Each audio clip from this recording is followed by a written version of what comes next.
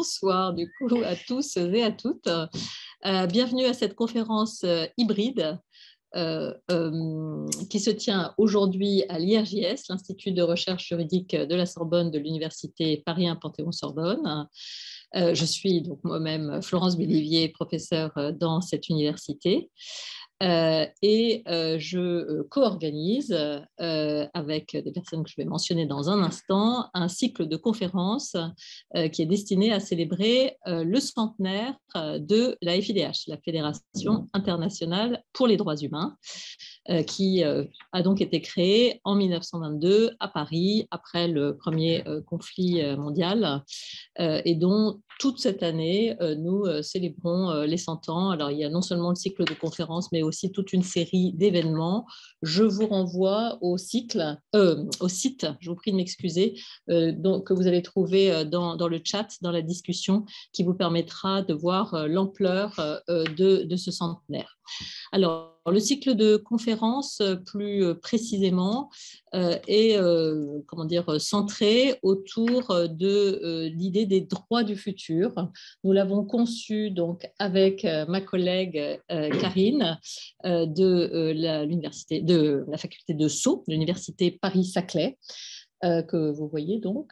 Voilà, d'accord. Okay. Alors aujourd'hui, pas, très bien, mais qui a présenté à d'autres conférences. Et on l'a conçu toutes les deux autour de l'idée donc des droits du futur. C'est-à-dire comment célébrer le passé, mais en nous projetant vers ce que pourraient être les droits de l'avenir ou ce que sont les droits de l'homme maintenant, mais projetés dans une dimension prospective. Vous verrez donc que ces droits vont être déclinés plus tard, le droit à la sécurité en juin, etc. Enfin, vous pourrez voir ça par vous-même. Aujourd'hui, on voulait se concentrer sur la question des droits économiques et sociaux, particulièrement, à la fois sensible, complexe et technique malgré tout, ce qu'on a parfois du mal à comprendre quand on n'est pas spécialiste. Je vais tout de suite passer la parole à notre premier intervenant, qui présidera la séance. Benoît, je vous passe la parole pour que vous introduisiez le propos. Simplement pour vous donner quelques réflexions qui, moi, me sont venues. On va dire, comme l'avantage en plus, c'est que comme les intitulés sont tournés sous forme de questions, ça aide d'autant plus à se projeter pour tenter d'y répondre. Donc, très modestement, il y a une chose, il y a deux éléments, je pense, importants qu'il faut retenir sur ce sujet. D'abord, à titre liminaire, c'est à mon avis l'impératif de continuité. C'est-à-dire que, certes, je pense qu'il est possible, et dans mon propos juste après, je donnerai quelques pistes de réflexion pour réinventer le cadre institutionnel de la protection. Et je pense qu'effectivement, les droits économiques et sociaux peuvent tirer le plus grand intérêt de réinventer, de concevoir de nouveaux mécanismes. Mais pour autant, et je tenais à l'introduire par ça, je pense aussi qu'il ne faut absolument pas sous-estimer et délaisser les mécanismes historiques, que ce soit ceux portés, alors évidemment, une pensée plus particulière pour ceux portés par l'OIT, mais aussi par d'autres institutions, notamment l'ONU, parce que d'une part, ils ont fait leurs preuves, il reste des mécanismes avec une antériorité, avec, dans certains cas, je pense notamment aux commissions sur la liberté syndicale, presque ce qu'on pourrait qualifier, alors on peut avoir le débat juridique sur la notion de jurisprudence, mais en tout cas, un passif sur une qualification, une précision, sur des prérogatives d'enquête, sur une habitude aussi avec des experts qui sont dans cette organisation et qui, à mon avis, sont des ressources extrêmement précieuses. Et donc, je pense que de ce point de vue-là, à l'heure d'envisager la suite et le futur, justement, de ces droits économiques et sociaux, il faut se garder des fois par souci de modernité, de vouloir toujours tout réinventer, d'être toujours plus moderne que les modernes. Voilà, donc je pense que c'est très important, la continuité, mais la continuité n'exclut pas la complémentarité. Et c'est sur ça que je vais centrer la fin de ce petit propos introductif. Et à mon avis, il y a plusieurs pistes de complémentarité pour proposer, alors je ne sais pas si c'est un renouveau, mais en tout cas, une nouvelle vision des éléments institutionnels. Donc, de ce point de vue-là, à mon avis, ce qui va être un élément déterminant, ça va être l'appréciation, pour moi en tout cas, de l'articulation qu'on peut avoir entre la sphère marchande et non marchande, justement pour promouvoir les droits politiques et les droits économiques et sociaux. Pourquoi je parle de cette articulation entre le marchand et non marchand?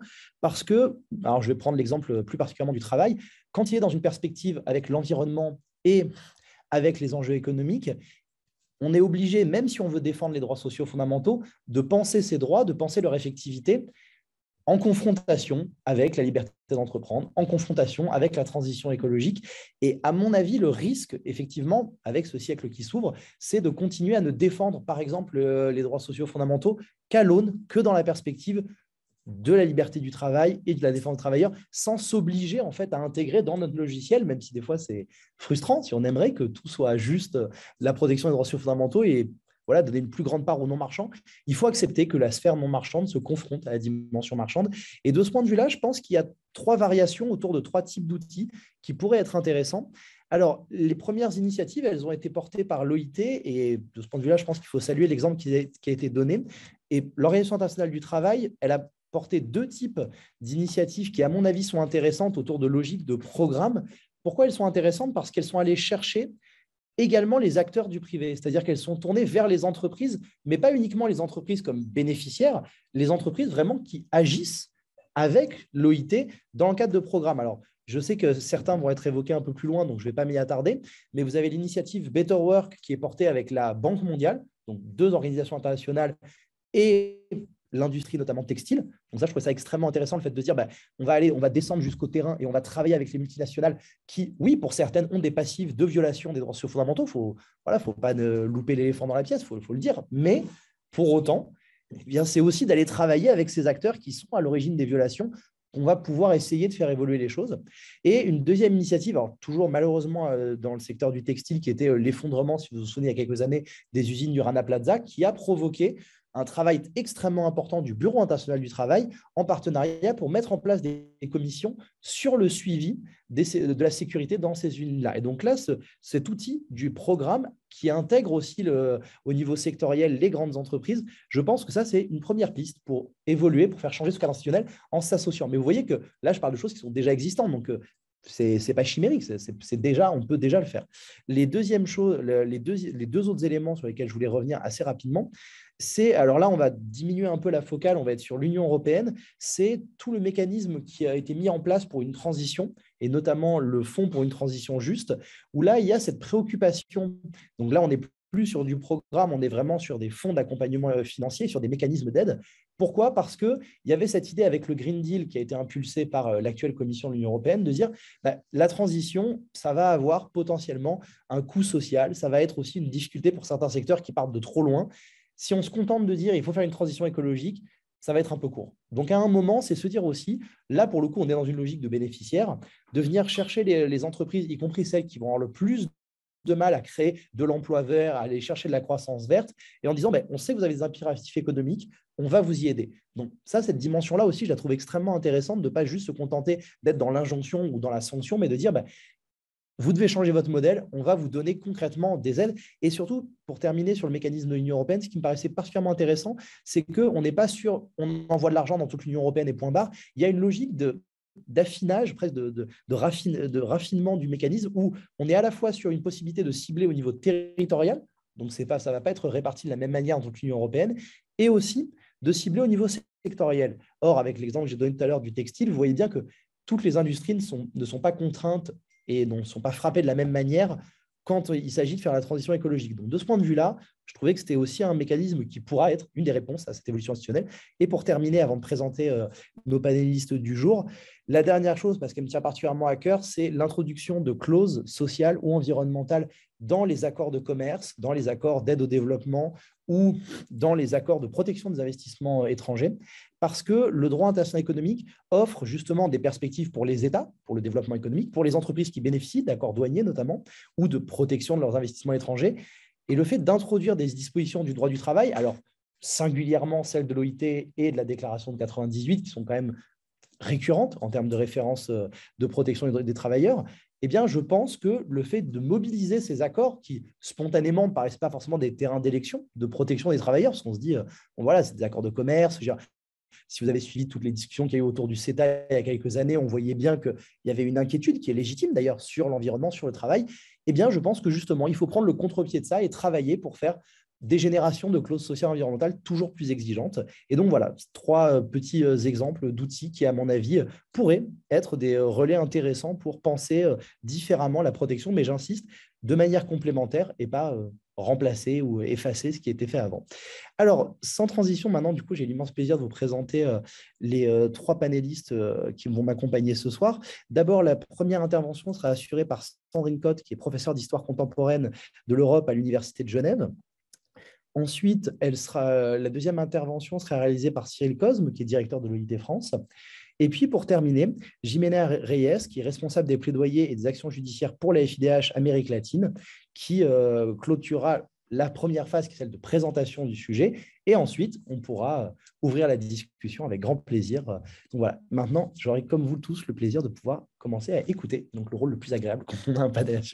Et je vous passe avec grand plaisir la parole, professeur Cotte. Je vais vous présenter de manière historique et pour un petit peu poursuivre sur ce qui a déjà été dit, la manière dont l'Organisation internationale du travail a en fait travaillé depuis 1919 à l'universalisation des droits économiques et sociaux et les limites qu'elle a rencontrées. Et vous verrez que je reviendrai effectivement sur le programme, enfin sur le programme Better Work, sur l'effondrement du Rana Plaza, etc., qui sont effectivement les choses dans lesquelles on vit maintenant. Donc, je vais essayer d'aller relativement vite, comme je considère pas que tout le monde connaît la manière dont fonctionne l'Organisation internationale du travail, qui est une organisation ancienne, mais pas forcément extrêmement connue. Je vais revenir sur un certain nombre de choses. Donc, dans le système onusien, l'Organisation internationale du travail est la plus ancienne. Elle a été fondée en 1919. À l'issue de la Première Guerre mondiale, elle s'inscrit dans un double contexte qui est donc la fin de la Première Guerre mondiale et la peur de la révolution bolchevique. C'est une organisation clairement anti-révolutionnaire, réformiste. À la différence des organisations de la Société des Nations, elle survit en fait à la Seconde Guerre mondiale le bureau, les fonctionnaires du bureau, la plupart donc, vont se retrouver à Montréal. Et puis, à partir de 1946, elle devient donc une agence spécialisée du système des Nations Unies. C'est donc la seule organisation qui a véritablement survécu au système de la Société des Nations. Ça lui donne une expérience, en particulier une expérience en termes de construction de l'expertise, de statut des fonctionnaires, etc., qui est extrêmement importante en fait dans le système des Nations Unies, même si on en parle, à mon avis, trop peu.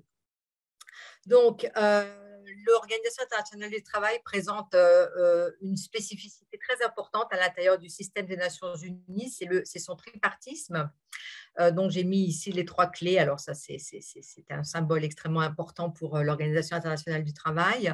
Donc, à la différence des autres organisations intergouvernementales, donc là, la structure de l'organisation. Donc, on a le Parlement de l'organisation, qui est la Conférence internationale du travail, qui a lieu chaque année et à laquelle participent donc pour chaque État membre 2 délégués gouvernementaux, un représentant des travailleurs et un représentant employeur. C'est ça qu'on appelle le tripartisme. Il y a donc des représentants employeurs et des représentants travailleurs. Alors, ce qu'on appelle travailleurs, ça veut dire des représentants des syndicats. Donc ça, c'est cette conférence internationale du travail. L'exécutif en fait de l'organisation, c'est son conseil d'administration et puis son secrétariat, le BIT, Bureau international du travail. Et donc actuellement a été élu tout récemment donc son 11e directeur et directeur général, qui est pour la première fois donc un Africain. Voilà. Alors, qu'est-ce que fait l'OIT ? Son cœur de métier. Donc, l'OIT fait beaucoup de choses. C'est d'abord une bibliothèque du droit social international. C'est aussi donc le cœur de métier de l'OIT, c'est les normes internationales du travail. Donc, c'est du droit, en fait, du droit international du travail. Et donc, depuis sa fondation, 1919, elle a élaboré 190 conventions. Je n'ai pas le temps de dire comment les conventions sont élaborées. C'était un système extrêmement compliqué, puis il y a un système de suivi, etc., mais qui couvre en fait tout un tas de domaines sur lesquels je vais revenir. Ces conventions ne s'appliquent pas de manière automatique, il faut qu'elles soient ratifiées en fait par les États membres pour pouvoir s'appliquer. Donc, c'est un système qui est assez compliqué, mais même quand elles ne sont pas appliquées, évidemment, elles constituent des références minimales en termes de droit du travail, de droit de la sécurité sociale et aussi, évidemment, de liberté syndicale. Voilà, donc en plus de ça, mais j'en parlerai pas, l'Organisation internationale du travail fait beaucoup d'assistance technique et puis d'aide au développement. Ça a commencé dans les années 1930 et ça s'est beaucoup développé dans les années 50 et 60. Je n'en parlerai pas ici. Donc, la question que je vais me poser, c'est dans quelle mesure l'Organisation internationale du travail a pu contribuer à universaliser les droits économiques et sociaux. Et il faut distinguer 3 périodes. Donc, la période de ce que j'appelle la justice sociale, dans la période de l'entre-deux-guerres, le tournant des droits de l'homme ou des droits humains après 1945, et puis la 3e période depuis les années 90, qui sont celles du capitalisme global, avec effectivement la difficulté d'arriver à établir une normativité avec les acteurs essentiels internationaux qui sont en fait les multinationales. Donc, première période, c'est la période de la justice sociale. Donc, ici, vous avez Albert Thomas, premier directeur du Bureau international du travail, et puis l'inauguration du premier bâtiment dans lequel maintenant se trouve l'OMC à Genève en 1926. Alors, comme je l'ai dit, cette organisation, elle est fondée dans un double contexte de paix, enfin, ou de volonté de paix, une paix internationale, donc avec cette idée qu'il ne peut pas y avoir de paix universelle et durable sans justice sociale, mais aussi évidemment de paix intérieure. Donc, c'est un attendu de la constitution de l'OIT, attendu qu'il existe des conditions de travail donc impliquant pour un grand nombre de personnes d'injustice, la misère et les privations, ce qui engendre un tel mécontentement, c'est-à-dire en fait en anglais ils disent unrest, c'est plus clair à mon avis, que la paix et l'harmonie universelle sont mises en danger. Donc il y a l'idée évidemment de lutter contre les épisodes révolutionnaires. Ne l'oublions pas, on est juste après le déclenchement de la révolution bolchevique, plus les révolutions allemandes et hongroises et la quasi-révolution italienne. Alors, cette justice sociale, comment elle est définie? Ce qui est intéressant, elle est définie en fait par l'OIT. Donc, il n'y a pas de définition en tant que telle, hein, mais l'organisation, elle travaille en fait avec 3 piliers de ce que je considère être les 3 piliers de la justice sociale selon l'Organisation internationale du travail. La première chose, donc c'est dans le préambule en fait. La première chose, c'est en fait les éléments de législation du travail, protection des travailleurs, législation du travail. La deuxième chose, c'est le droit de la sécurité sociale, développement donc de la sécurité sociale. Et le 3e pilier, mais qui est en fait, c'est pas vraiment un 3e pilier, c'est ce qui permet tout en quelque sorte, c'est la question du dialogue social. Finalement, la manière dont la justice sociale doit se développer dans le logiciel Organisation internationale du travail, c'est d'abord de permettre aux partenaires sociaux d'entrer en discussion les uns avec les autres pour donc améliorer les conditions sociales. C'est absolument essentiel parce que, évidemment, la question, c'est de savoir quels sont ces partenaires sociaux, quels vont être les partenaires sociaux dominants. Donc, pendant toute la première période, les années 20 et les années 30, le partenaire social dominant, ce sont les syndicats, très incontestablement, donc les syndicats, donc ce que dans le langage OIT, on appelle les travailleurs. Et puis, je dirais que depuis les années 2000, les employeurs deviennent des partenaires de plus en plus importants et on le reverra donc à la fin. Et au fond, l'organisation a besoin de plus en plus, et surtout donc le bureau, le secrétariat a besoin de plus en plus de développer ses relations avec les employeurs, ce qui était probablement moins le cas dans la première partie et aussi pendant la guerre froide parce que pour des raisons contextuelles, hein, le fait que à ce moment-là, les travailleurs pouvaient s'appuyer sur la peur de la révolution en quelque sorte. Et voilà ce qui a disparu après la fin des pays communistes. Donc, jusque dans la première période, donc, qui est celle 1919-1940, disons, l'Organisation internationale du travail a développé donc tout un ensemble de conventions, de normes internationales du travail qui couvrent un très, très vaste périmètre donc de protection des travailleurs et des travailleuses, beaucoup, et des enfants déjà, Donc ça, c'est les premières conventions, celle de 1919, vous voyez. Il y a eu un énorme qui a été fait en 1919. Et puis, surtout, je trouve très important de signaler que les conventions sur les assurances sociales, on les appelle sur les assurances sociales dans ces années-là, sont vraiment les conventions les plus importantes, les plus nombreuses en fait de cette première période.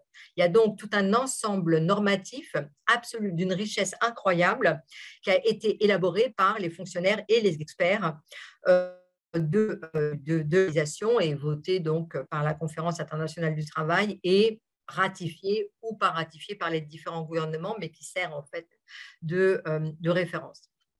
Alors, la question de savoir, puisque je me posais la question de l'universalité, la question est de savoir si ces normes, elles sont en fait conçues pour tout le monde.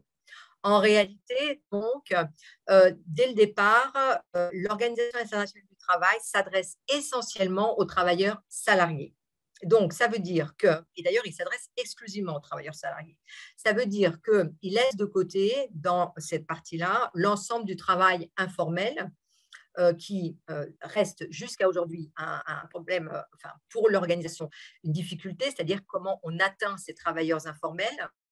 Bon, en Inde, par exemple, presque plus de 90% des travailleurs sont des travailleurs informels, donc effectivement, ils ne sont pas couverts ou mal couverts. Alors bon, c'est un peu plus compliqué que ça, mais dans une première approximation, mal couverts par les conventions de l'Organisation internationale du travail. Donc, ce qui est très clair, c'est que donc, cette universalité, elle est limitée au départ aux travailleurs salariés.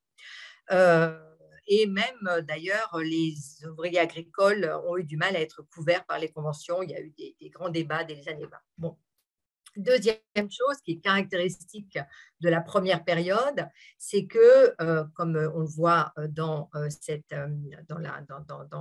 la Constitution de 1919, dans les principes généraux, donc, c'est que en fait, les populations colonisées ne sont pas nécessairement couvertes, et en fait, elles ne le sont pas du tout en réalité, puisque les métropoles ont la possibilité de signer, de ratifier des conventions, mais de ne pas les appliquer à leurs territoires coloniaux. Et donc, dans toute la première période, en fait, une grande partie du monde n'est pas couverte par les conventions, puisque les métropoles n'étendent pas le bénéfice des conventions à leur population colonisée. Donc, en réalité, si vous voulez, dans la première période, on ne peut pas parler d'universalisation des droits sociaux. On peut bien parler effectivement d'une normativité extrêmement riche, mais elle n'est pas universalisée encore, puisqu'il y a une grande partie de la population qui, en réalité, n'est pas couverte par ces conventions. Alors, après la guerre de 45, on entre dans une 39-45, on entre dans une deuxième période qui est ce qu'on appelle le tournant des droits de l'homme à l'Organisation internationale du travail. Ce tournant, il se caractérise d'abord, bon, on va y revenir, par des conventions de nature droits de l'homme, mais aussi par l'entrée massive à l'intérieur de l'organisation, c'est la deuxième photographie ici à droite, des pays nouvellement décolonisés qui vont jouer un rôle extrêmement important, bien sûr, pour modifier un petit peu les équilibres à l'intérieur de l'organisation. Alors, il faut remettre les choses dans leur contexte, et en particulier la Charte de l'Atlantique et la Déclaration universelle des droits de l'homme. Or, aussi bien dans la Charte de l'Atlantique que dans la Déclaration universelle des droits de l'homme, eh bien, les droits sociaux ont leur place, ce qui n'était évidemment pas le cas dans la Déclaration française des droits de l'homme et du citoyen, où il n'y a absolument pas de droits sociaux, ou ni d'ailleurs dans la Déclaration européenne des droits de l'homme, hein, je précise. Mais elles trouvent leur place, donc les droits sociaux les droits sociaux sont des droits humains dans la Déclaration universelle de 1948, déjà dans le préambule, considérant que dans la Charte, les peuples des Nations Unies ont proclamé à nouveau leur foi dans les droits fondamentaux de l'homme, dans la dignité et la valeur de la personne humaine, dans l'égalité des droits des hommes et des femmes. Je signale que les droits des hommes et femmes sont déjà dans la Constitution 1919 à salaire égal. Travail égal, salaire égal, c'est déjà dans la Constitution de 1919 de l'Organisation internationale du travail, et qu'ils se sont déclarés résolus à favoriser le progrès social, c'est donc dans la Déclaration universelle, et à instaurer les meilleures conditions de vie dans une liberté plus grande. Les articles 22 à 26 de la Déclaration universelle des droits de l'homme reprennent très très largement les grandes orientations qui ont déjà été proclamées dans la Constitution de 1919 de l'Organisation internationale du travail. Donc, on a effectivement une inscription des droits sociaux dans les droits humains à partir de après la Seconde Guerre mondiale. Et pour ça, donc, effectivement, l'Organisation internationale du travail va aussi jouer un rôle très important. C'est un petit peu l'âge d'or de l'organisation, les années 50, 60, jusqu'aux années 70, je dirais. C'est à ce moment-là que vraiment l'organisation joue le rôle le plus important, elle est à son zénith, et effectivement, le travail d'universalisation marche à plein.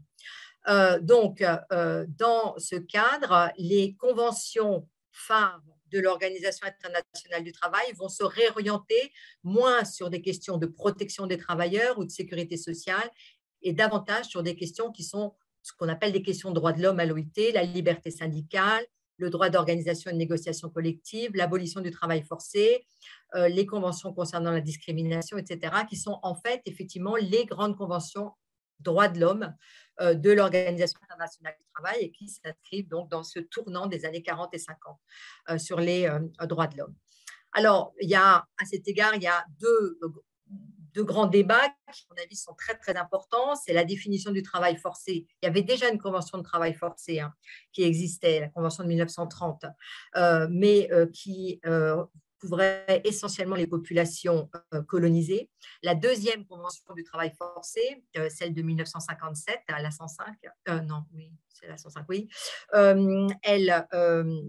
c'est une convention donc, qui couvre essentiellement le travail forcé politique, pour des raisons politiques. Et en fait, elle était à l'origine dirigée contre les camps de travail dans les pays du bloc de l'Est, en Union soviétique, mais aussi en Tchécoslovaquie. Il y avait de nombreux camps de travail. Et c'est une convention, je dirais, guerre froide en quelque sorte, mais qui a permis en fait d'ouvrir un débat extrêmement important et qui, évidemment, aujourd'hui, a trouvé une toute nouvelle actualité avec ce qui se passe en Chine, donc sur le travail forcé, forcé par les États et non pas le travail forcé pour des raisons par les entreprises privées. Ceci dit, dans la discussion qui a entouré, c'est une discussion très très intéressante, dont les sources sont disponibles aux archives de l'OIT, enfin du bureau. Et bien dans la discussion qui a entouré ce débat, on a en fait élargi la définition du travail forcé et en particulier donc ensuite on a la Convention 105 donc a ajouté au premier élément de définition le travail forcé pour avoir participé à des grèves et le travail forcé comme mesure de discrimination raciale, sociale, nationale ou religieuse, ce qui permet en fait d'inclure dans cette convention, qui est vraiment une convention vraiment droit de l'homme, d'une certaine manière, toutes sortes de mesures discriminatoires à l'égard des travailleurs. Et elle est très utilisée en fait aujourd'hui, cette convention. Donc, deuxième élément important qui va être un grand moment aussi de l'Organisation internationale du travail, c'est la protection de la liberté syndicale et donc l'invitation de Lech Walesa, qui va être le représentant des travailleurs à la Conférence internationale du travail de 1981, qui est donc un symbole aussi de protection des droits des travailleurs et de la liberté syndicale. Voilà, donc si vous voulez, ce grand moment qui va, je dirais, de 1948 à 1980, c'est vraiment le moment où l'Organisation internationale du travail met ensemble de manière très claire droits humains et droits sociaux, les droits sociaux faisant partie des droits humains.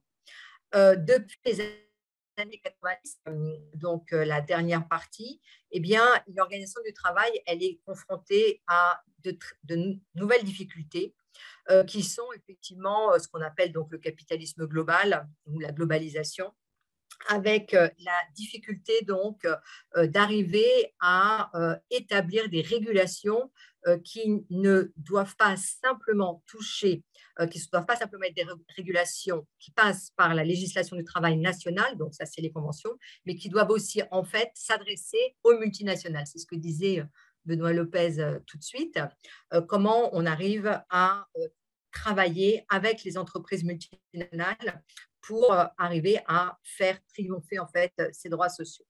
Donc, en fait, depuis les origines, l'Organisation internationale du travail, c'est vraiment le régulateur social de la globalisation. Ce n'est pas récent. C'est depuis 1919, attendu que la non-adoption par une nation quelconque d'un régime de travail réellement humain fait obstacle aux efforts des autres nations désireuses d'améliorer le sort des travailleurs dans leur propre pays. Il y a une interprétation donc d'Albert Thomas qui est très claire, qui dit que oui, l'organisation du travail, elle est utile parce que il faut établir les conditions de la concurrence internationale, donc éviter le dumping social. Et c'est ça le rôle de l'Organisation internationale du travail. C'est un des rôles importants de l'Organisation internationale du travail. Donc, c'est vraiment un enjeu social de la globalisation économique depuis le départ. Mais c'est un instrument social. Le problème actuel, c'est quels vont être les interlocuteurs de l'organisation. Or, ce qui se passe actuellement, c'est que les interlocuteurs deviennent de plus en plus, effectivement, ces grandes entreprises multinationales dont l'importance a cru depuis les années 60 et 70. Et d'ailleurs, c'est à l'Organisation internationale du travail, je tiens à le souligner, que dès les années 60, les syndicats, en particulier occidentaux et en particulier les syndicats allemands, ont souligné les dangers que ces multinationales faisaient courir aux droits sociaux nationaux. Donc, c'est vraiment une discussion qui a lieu à l'intérieur de l'organisation dès les années 60, avant qu'elle ait lieu ailleurs, avant l'OMC, qui d'ailleurs existe simplement depuis 1995. Donc, les clauses sociales, si vous voulez, ça c'est déjà en discussion à l'OIT. On ne l'entend pas à l'OIT, mais il y a beaucoup de choses qui s'y passent dès les années 60.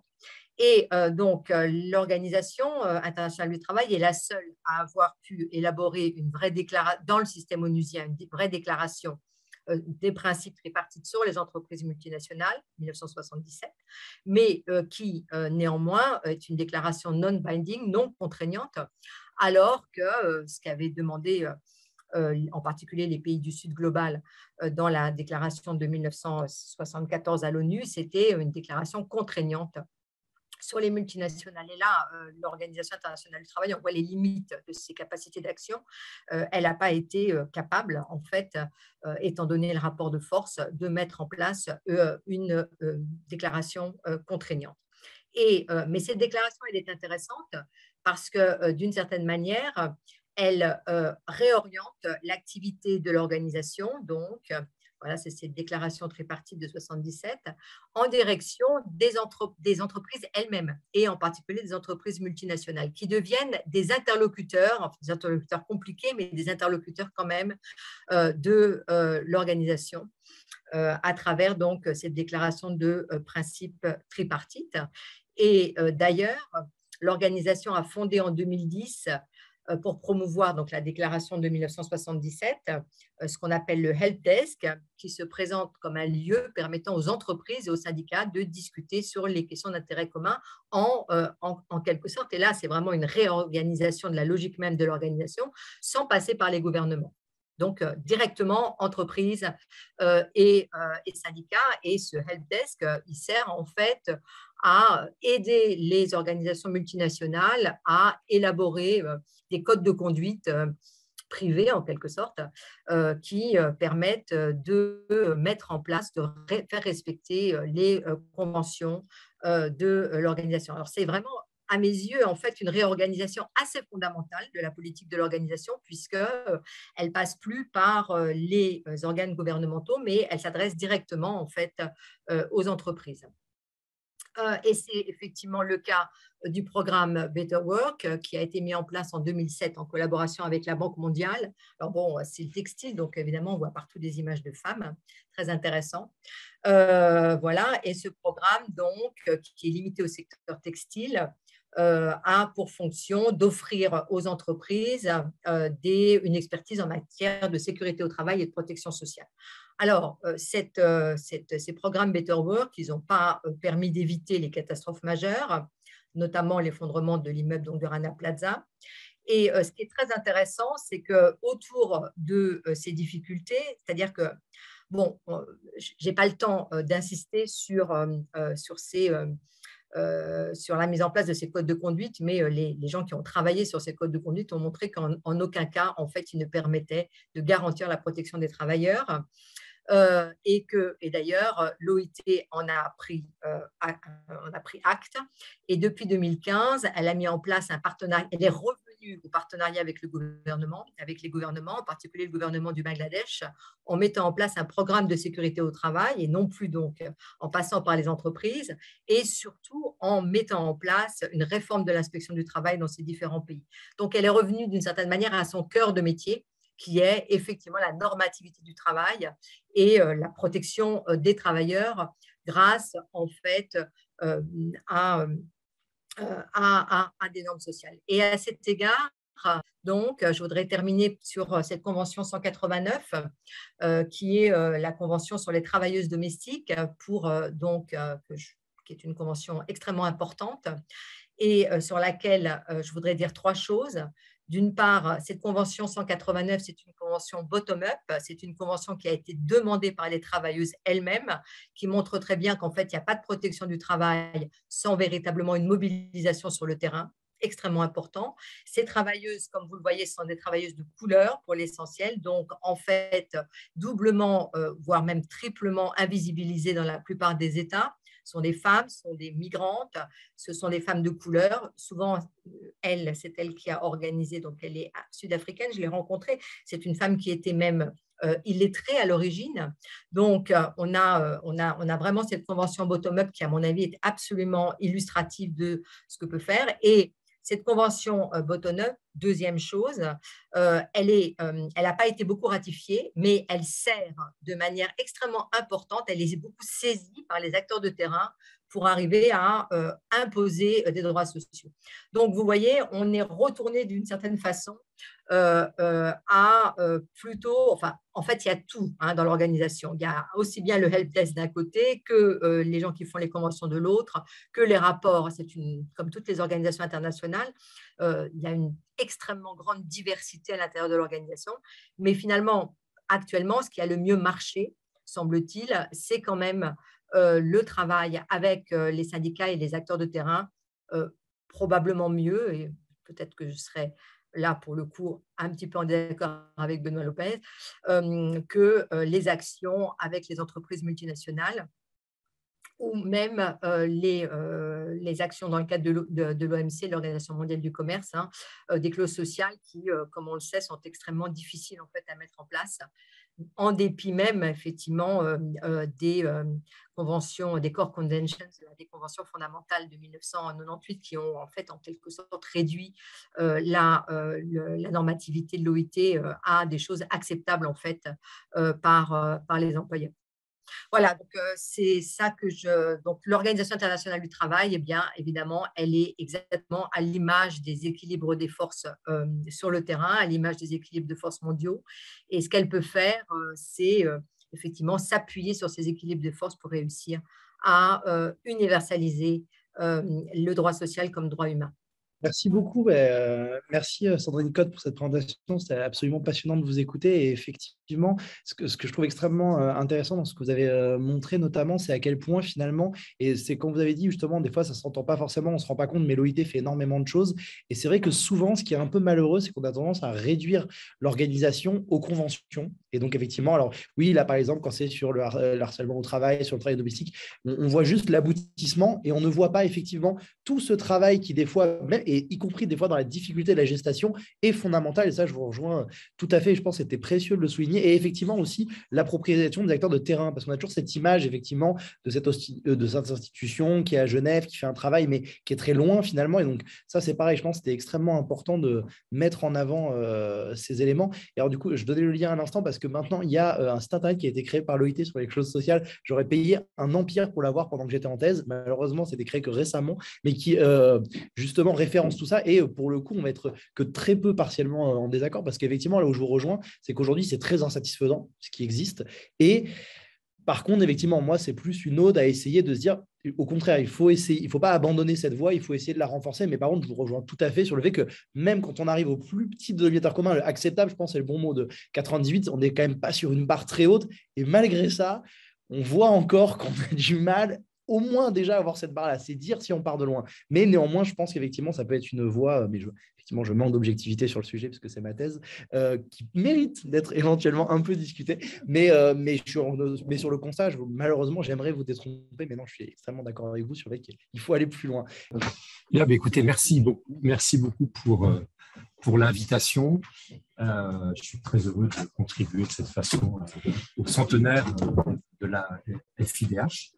On a célébré le centenaire de l'OIT il y a quelques années. Il y a sans doute des circonstances liées à la création de la Fédération internationale des droits de l'homme et de l'humanité qui ne sont pas complètement étrangères les unes aux autres. Et puis, merci beaucoup aussi à Sandrine Cotte qui, comme toujours, nous a fait un panorama très, très complet de l'OIT. Alors moi, je vais me placer un peu dans le sillage de son intervention, peut-être pour me concentrer davantage sur les défis auxquels cette organisation essaye que cette organisation essaye de relever, en me concentrant peut-être aussi vraiment sur les normes, parce que je crois que c'était ça l'idée essentielle, même si j'aborderai justement l'ensemble des autres activités de l'organisation, mais qui sont dans la doctrine de l'OIT toujours présentées comme une façon de rendre effectives les normes internationales du travail. Donc mon propos sera vraiment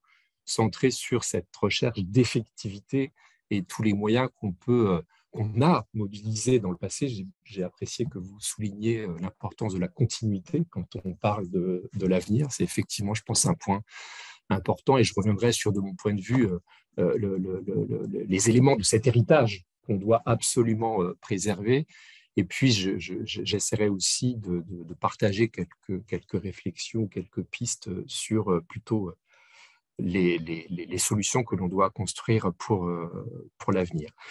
Mais d'abord, ce que je voudrais peut-être rappeler, alors Sandrine l'a fait d'un point de vue historique, mais je voudrais quand même rappeler à quoi ça sert tout ça. Voilà. À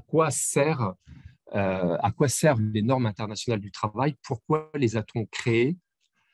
Alors, encore une fois, l'exposé historique de Sandrine Cotte a bien montré d'emblée le lien fondamental qui a existé dès le départ entre, d'un côté, les normes internationales du travail, c'est-à-dire ce levier que la Constitution de l'OIT a confié au bureau pour mettre en œuvre son mandat de justice, de promotion de la justice sociale internationale.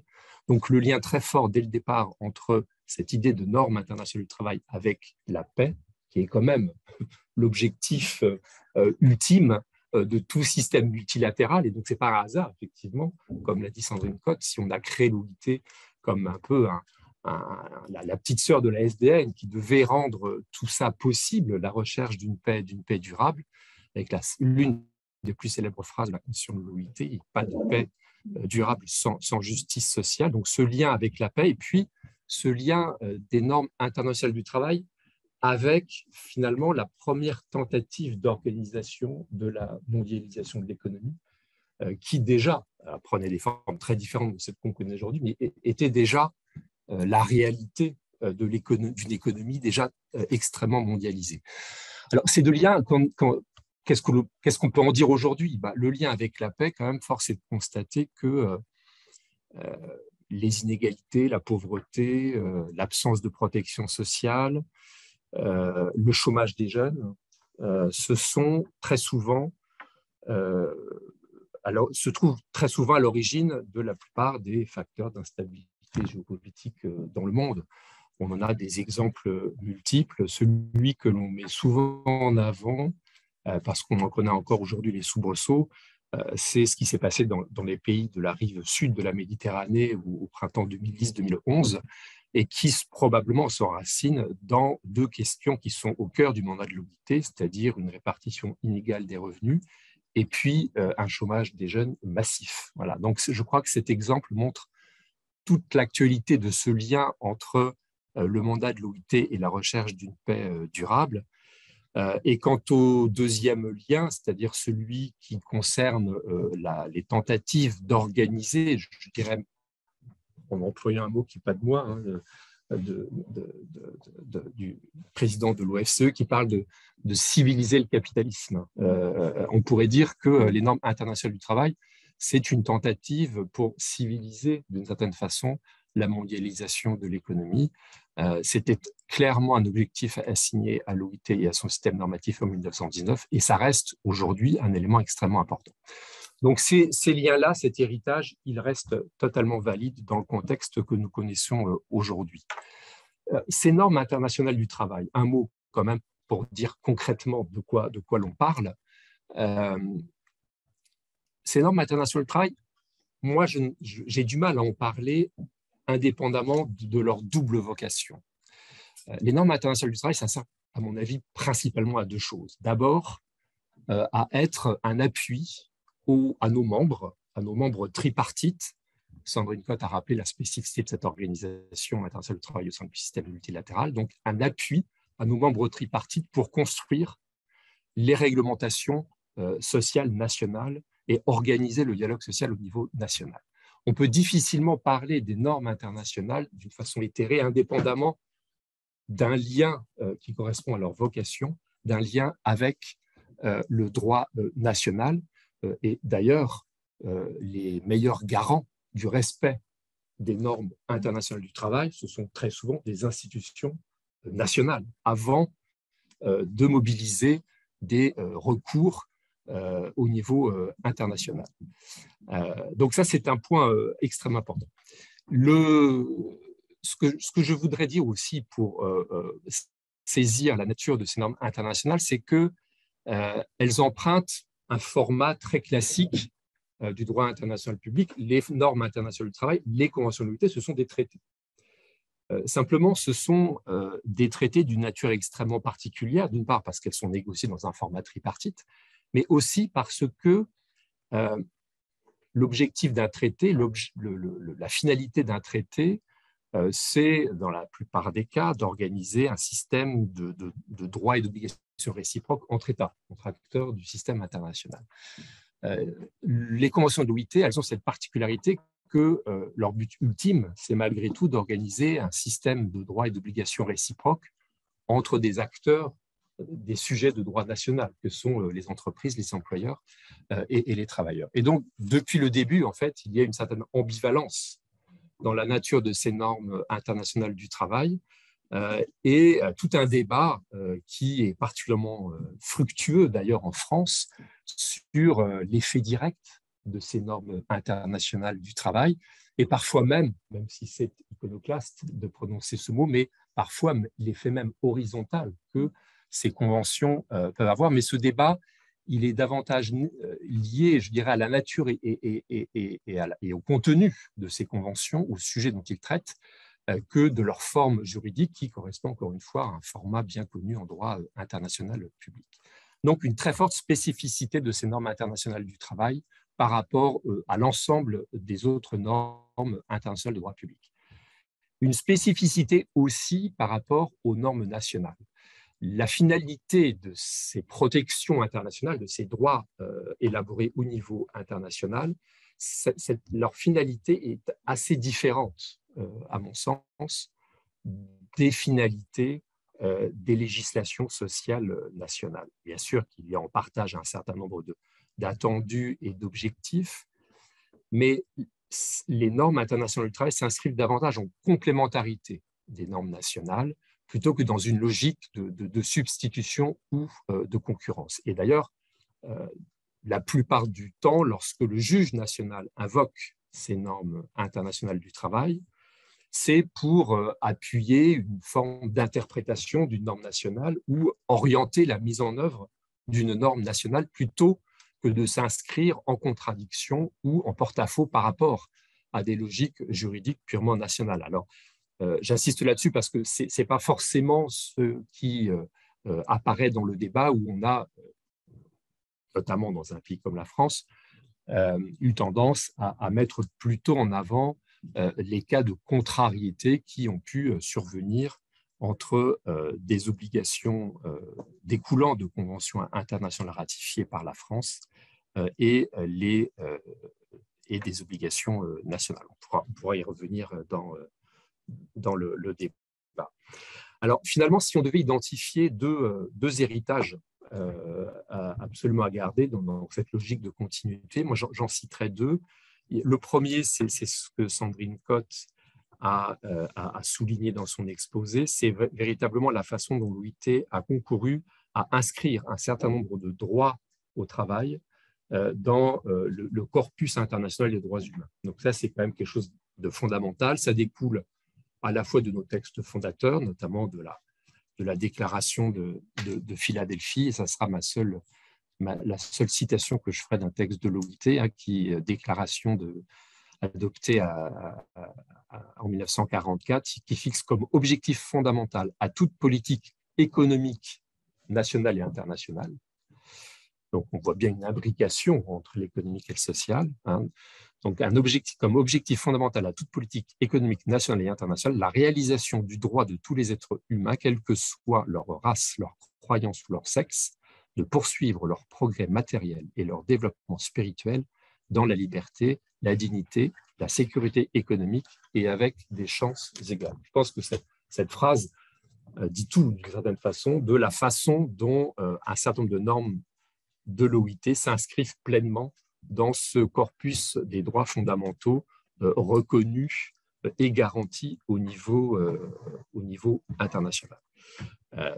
Par la suite, comme Sandrine l'a rappelé, les processus de l'OIT ont permis très concrètement d'identifier 4 principes fondamentaux du travail autour des libertés syndicales et de la négociation collective, autour de la lutte contre le travail forcé, de l'interdiction du travail des enfants et de la lutte contre les discriminations. Le deuxième legs extrêmement important et qui reste d'actualité et donc à cultiver précieusement, c'est évidemment le mécanisme de supervision des normes de l'OIT qui se décompose schématiquement en 2 branches. D'abord, ce qu'on appelle le contrôle régulier, c'est-à-dire qui permet régulièrement d'alimenter un débat qui ressemble un peu à une forme de surveillance multilatérale des obligations que les États qui ratifient les conventions de l'OIT souscrivent. Et puis, de façon beaucoup plus innovante, lorsqu'il a été institué, des mécanismes de recours direct, de réclamation ou de plainte qui permettent régulièrement aux organisations syndicales, les plaintes sont là, et les réclamations sont la plupart du temps, émanent la plupart du temps des organisations syndicales de travailleurs, mais elles peuvent aussi émaner d'organisations d'employeurs lorsque ces organisations estiment que soit leur gouvernement, soit un autre gouvernement ne s'acquitte pas correctement des obligations qui découlent, encore une fois, des conventions de l'OIT qu'ils ont ratifiées. Sandrine Cotte a rappelé quelques exemples. Moi, je citerai peut-être le plus récent, et on pourra encore une fois y revenir dans le débat, c'est la plainte que la CSI, la Confédération syndicale internationale, a introduite à l'OIT en 2013, si je ne m'abuse, sur le Qatar et sur donc, les allégations de travail forcé au Qatar, en lien évidemment avec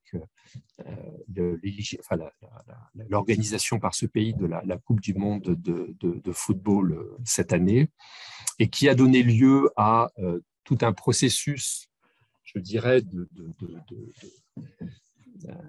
d'enquête sur place qui a abouti à une refonte assez importante du système d'emploi de la main-d'œuvre immigrée dans ce pays. Vous savez qu'au Qatar, comme dans la plupart des pays du Golfe, l'essentiel de la main-d'œuvre est une main-d'œuvre immigrée et que ces travailleurs immigrés sont employés sous le régime qu'on appelle là-bas de la kafala, qui est un système qui, de l'avis de la CSI et des analyses qui ont pu être faites à l'OIT dans le cadre de cette procédure, pouvait s'apparenter effectivement à du travail forcé.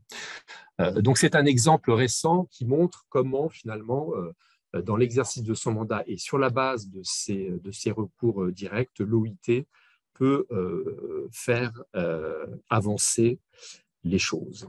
Alors maintenant, peut-être quelques pistes pour, si j'ai encore un peu de temps, quelques pistes pour l'avenir.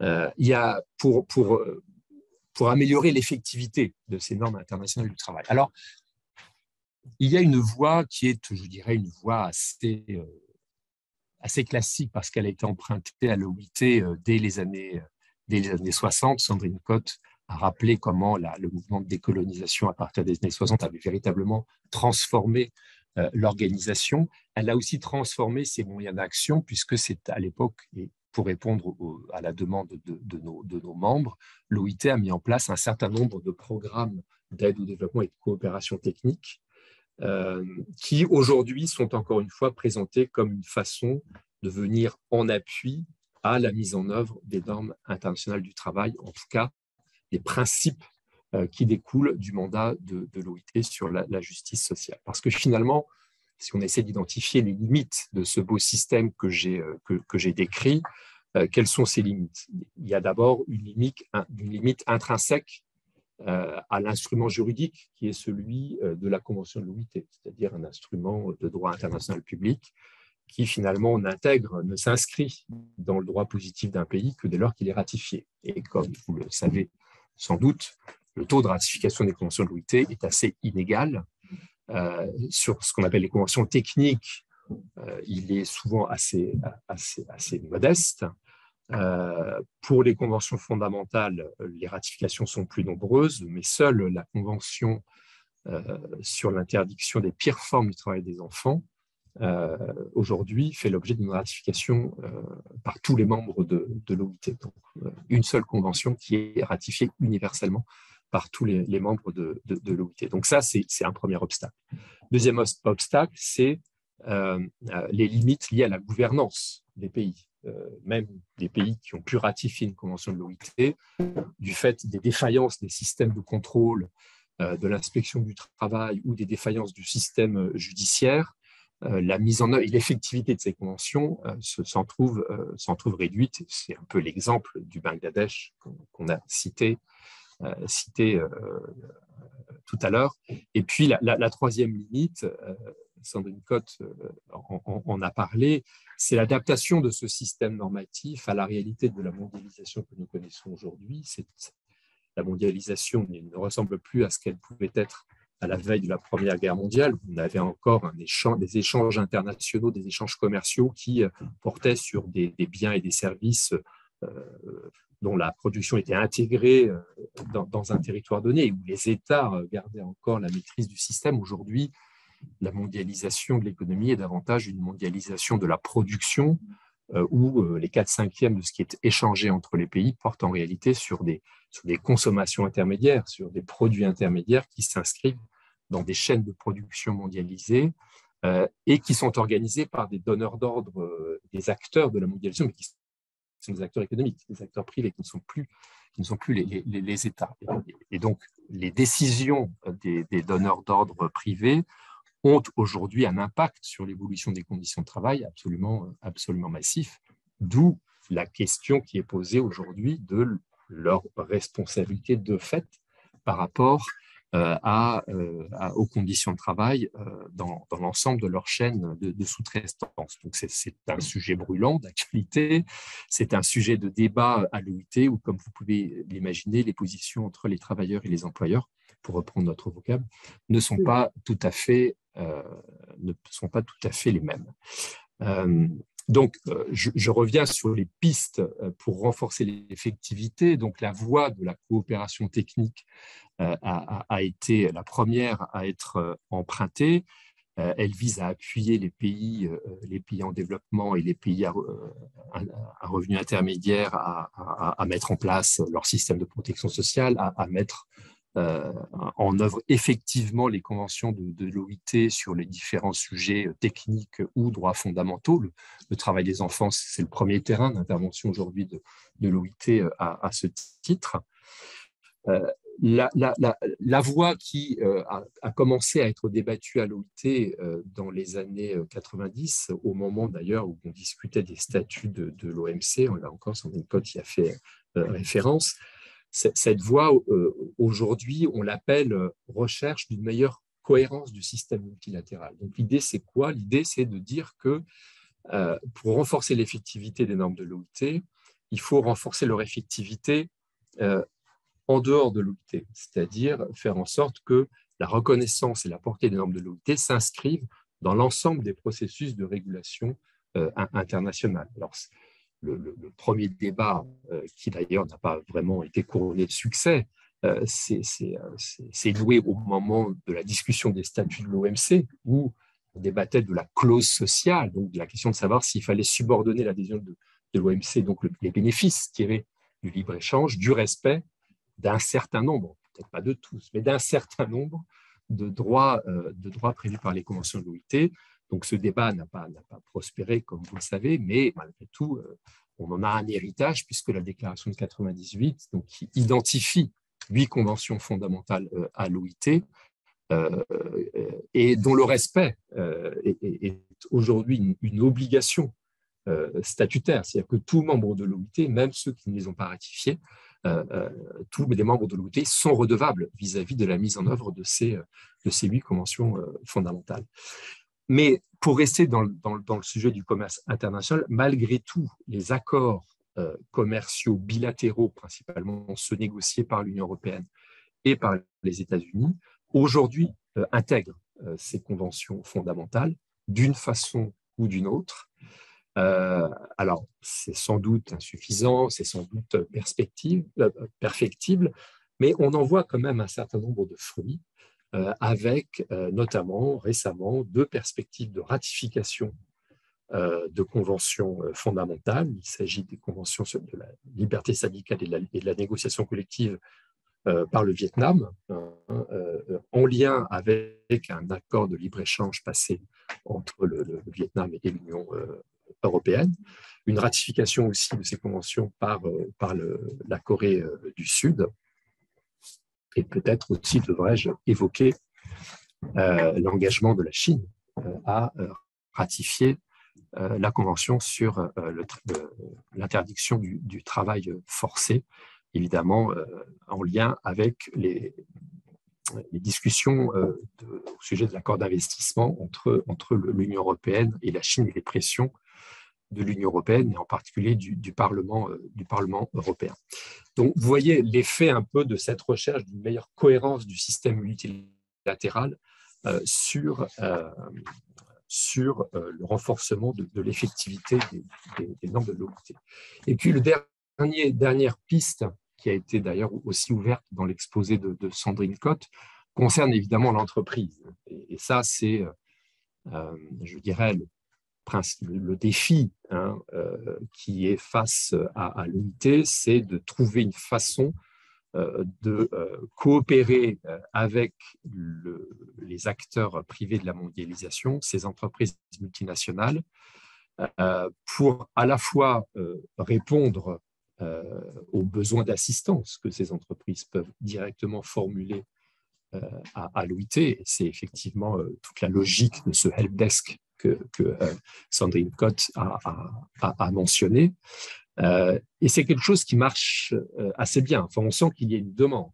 Il y a une demande du secteur privé pour que l'OIT puisse définir une sorte d'offre de service lorsque telle entreprise s'engage unilatéralement à respecter les normes de l'OIT, voir comment est-ce que l'OIT peut constituer une sorte de tiers garant de la viabilité de ces engagements. Mais de façon plus intéressante, se développent aussi de plus en plus des engagements contractuels de ces acteurs privés, soit vis-à-vis d'ailleurs des organisations non gouvernementales, mais aussi contractuels vis-à-vis des fédérations syndicales internationales, puisque beaucoup d'entreprises, en particulier les multinationales françaises, allemandes et européennes, s'engagent vis-à-vis donc de fédérations syndicales internationales des services ou de l'industrie, dans ce qu'on appelle les accords cadres internationaux, à développer des cadres normatifs qui s'appuient, là encore, sur les ressources normatives de l'OIT. Donc, on a cette troisième voie, je dirais, pour renforcer l'effectivité, qui est une voie nouvelle, incertaine, où tout le monde tâtonne, où juridiquement, personne n'est capable de dire comment qualifier ces engagements que prennent ces entreprises. Mais le plus important est, encore une fois, que ça produit des effets et des effets utiles, je crois, pour l'effectivité de ces normes internationales, parce que c'est bien ça l'objectif quand même, c'est que les normes adoptées depuis maintenant plus de 100 ans trouvent des voies d'application qui correspondent à l'organisation de la mondialisation économique aujourd'hui. Merci beaucoup, Cyricom, pour cette présentation. Alors, ouais, évidemment, quand vous parlez de cohérence, on a eu évidemment la présentation historique a été faite juste avant vous, mais on est forcément tous un peu nostalgiques de la charte de la Havane et effectivement de ce moment merveilleux où on a cru que ce serait l'Organisation internationale du commerce et non l'Organisation mondiale du commerce. On a tous, et pour ceux qui ont envie de voir ce que ça peut être, l'OIT et l'OMC, les mains dans la main, c'est magnifique le texte, tout est prévu. L'OIT va surveiller l'application des conventions du commerce international. C'est magnifique, mais malheureusement, ce n'est pas rentré en vigueur. On a juste eu le GATT qui est devenu effectivement l'OMC après. Donc, mais c'est vrai que du coup, j'étais nostalgique. C'est vrai que c'était beau, ça pouvait marcher. Et par ailleurs, il y a une chose aussi, c'est dans ce que vous disiez qui est, je pense, effectivement très importante, c'est de montrer qu'il faut se garder d'avoir des constats trop définitifs sur l'équilibre des rapports de force et puis aussi sur la question de la ratification, parce que je pense que c'est vrai que trop souvent, on perd de vue le fait qu'un pays comme les États-Unis, par exemple, ratifie extrêmement peu les conventions de l'OIT. Et on a toujours tendance à imaginer des pays qui ratifient peu en Asie, en Afrique, en Amérique du Sud.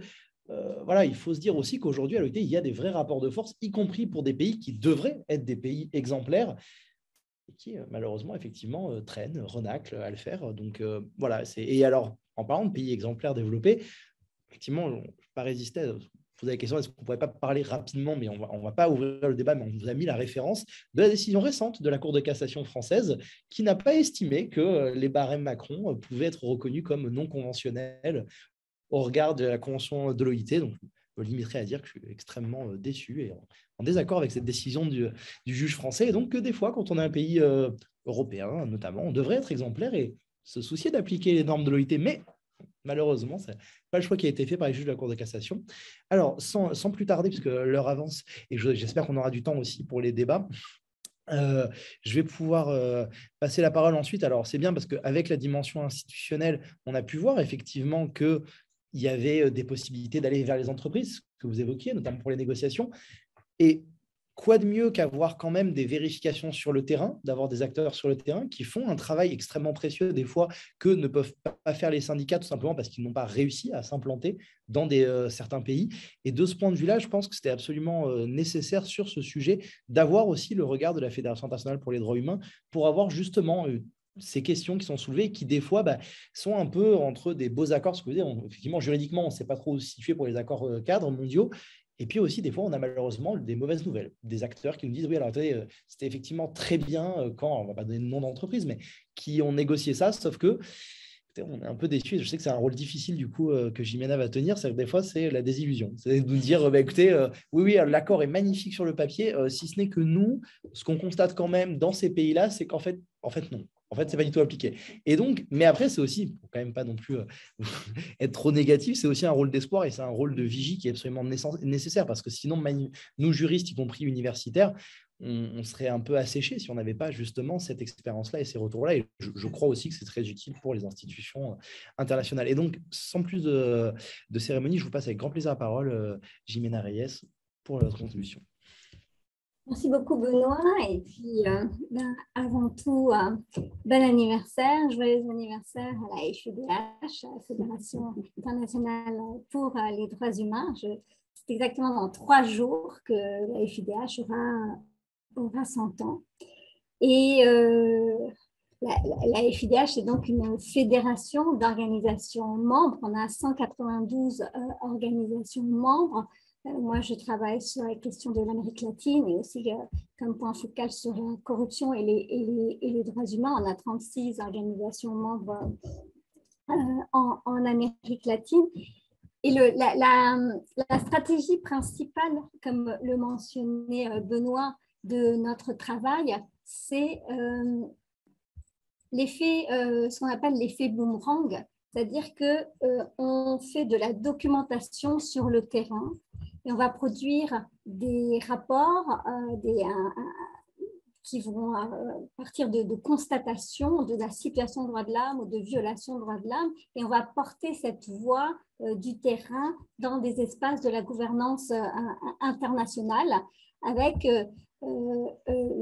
l'objectif qu'il y ait une certaine pression sur les États pour une meilleure protection de ces droits. À la FIDH, en plus de cette stratégie classique des ONG internationales, on travaille aussi une ligne de contentieux, un contentieux contre les États au niveau des cours régionales, mais aussi un contentieux contre les entreprises et contre les personnes individuelles, notamment sur la base du droit pénal et de la compétence universelle. Et puis, on a aussi une ligne de travail de veille et d'amélioration de la gouvernance internationale, ou plus modestement de certains organes liés à la question de la protection des droits de l'homme. C'est pour ça qu'on a un bureau à La Haye où on regarde comment fonctionne et contribue au fonctionnement de la Cour pénale internationale à Genève, notamment au travail face au Conseil des droits de l'homme,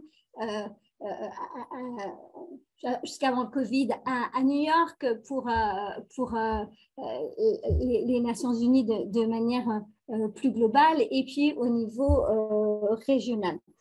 Alors, sur cette question de l'avenir des droits sociaux et économiques, je crois que la problématique en plus post-Covid, c'est comme le disait M. Combe, on est face à une augmentation de la pauvreté. Et dans ma région, c'est une tendance très, très importante, malheureusement, aussi une augmentation des inégalités et un appauvrissement des États qui sont donc ont beaucoup plus de mal à mettre en œuvre ces obligations conventionnelles qu'ils ont en termes de droits économiques et sociaux. Et tout ça, ça rend les droits économiques et sociaux encore plus inaccessibles pour les populations, et pour les États encore plus difficile cette mise en œuvre. Alors moi, je voulais évoquer une ligne stratégique. Il y en a beaucoup, vous imaginez, avec 192 organisations membres, on est 70 personnes de staff, différents bureaux, une ligne stratégique sur laquelle on travaille sur cette problématique, qui est la question de comment utiliser les droits humains pour lutter contre la corruption qui elle-même nuit grandement à la possibilité que soient effectifs les droits socio-économiques. Et puis rebondir sur ce qu'ont dit mes collègues sur la question notamment du commerce et des droits sociaux. Donc sur cette ligne de travail de lutte contre la corruption, il faut rappeler, parce qu'on fait de l'historique, que le mouvement des droits humains et les mouvements de lutte contre la corruption ont très longtemps travaillé en silo, avec très peu de communication et de stratégies conjointes, mais aussi avec des conventions onusiennes de lutte contre la corruption qui se sont construits en parallèle à celle des droits humains. Il n'est pas fait mention dans celle des droits humains de la corruption et vice-versa. Et puis, évidemment, il y a un consensus à partir du moment où ces conventions ont été en plus ratifiées, elles, très, très grandement, pratiquement par tous les États du monde, sur la nécessité de lutter contre la corruption. On a des conventions qui sont très légères en termes d'obligations, qui sont basées essentiellement sur la coopération et où il n'est pas question de la responsabilité de l'État quand il n'agit pas assez sur la lutte contre la corruption. Et donc, face à cette situation, on a quand même une évolution assez récente. Depuis 2015, on a des organes de droits humains régionaux et universels qui ont commencé à prendre des positions et à sortir des rapports, des résolutions, etc. Et grosso modo, ce qu'ils disent, c'est que la corruption a un impact négatif sur les droits humains et que notamment elle nuit à la jouissance des droits et à l'obligation des États de maximiser les ressources pour justement rendre disponible suffisamment de ressources pour la réalisation des droits prévus dans le pacte des droits sociaux, économiques et culturels, mais aussi que la corruption a un effet négatif sur l'état de droit et sur la possibilité d'exercer des droits civils et politiques. Donc là, le pont était fait. Ces positionnements disent également que la corruption peut être un fait générateur, donc on va plus dans le détail du droit, d'une violation de droit de l'homme. Donc concrètement, sur cette base, sur le terrain, nous, qu'est-ce qu'on fait, qu'est-ce qu'on essaye de faire? Deux exemples pour vraiment rendre concret ce dont je parle, deux exemples sur lesquels on travaille. Donc le Guatemala, au Guatemala, il y a notamment eu un cas de corruption avec un contrat qui a été octroyé à une entreprise par la sécurité sociale guatémaltèque pour s'occuper des dialyses dans une région, et cette entreprise n'avait aucune expérience en la matière, et il y a 51 personnes qui sont mortes. Je vous raconterai tout à l'heure ce qui s'est passé ensuite, mais là on voit bien qu'on a un lien très clair entre cette corruption, le pot de vin sous la table pour avoir le contrat et la mort de ces personnes. Un autre exemple, c'est, on a un rapport de 2019 où on détaille cette situation. Un autre exemple est celui de la question du droit à l'alimentation au Venezuela.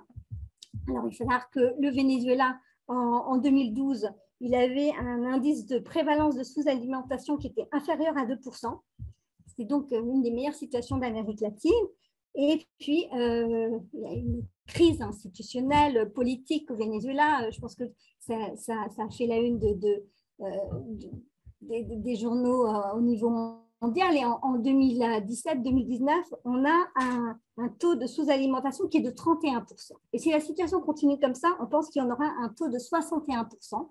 Ainsi que depuis 2014, et notamment 2016, il y a 6 millions de personnes qui ont quitté le Venezuela, et une des causes principales, c'est la pauvreté, mais aussi l'accès à l'alimentation.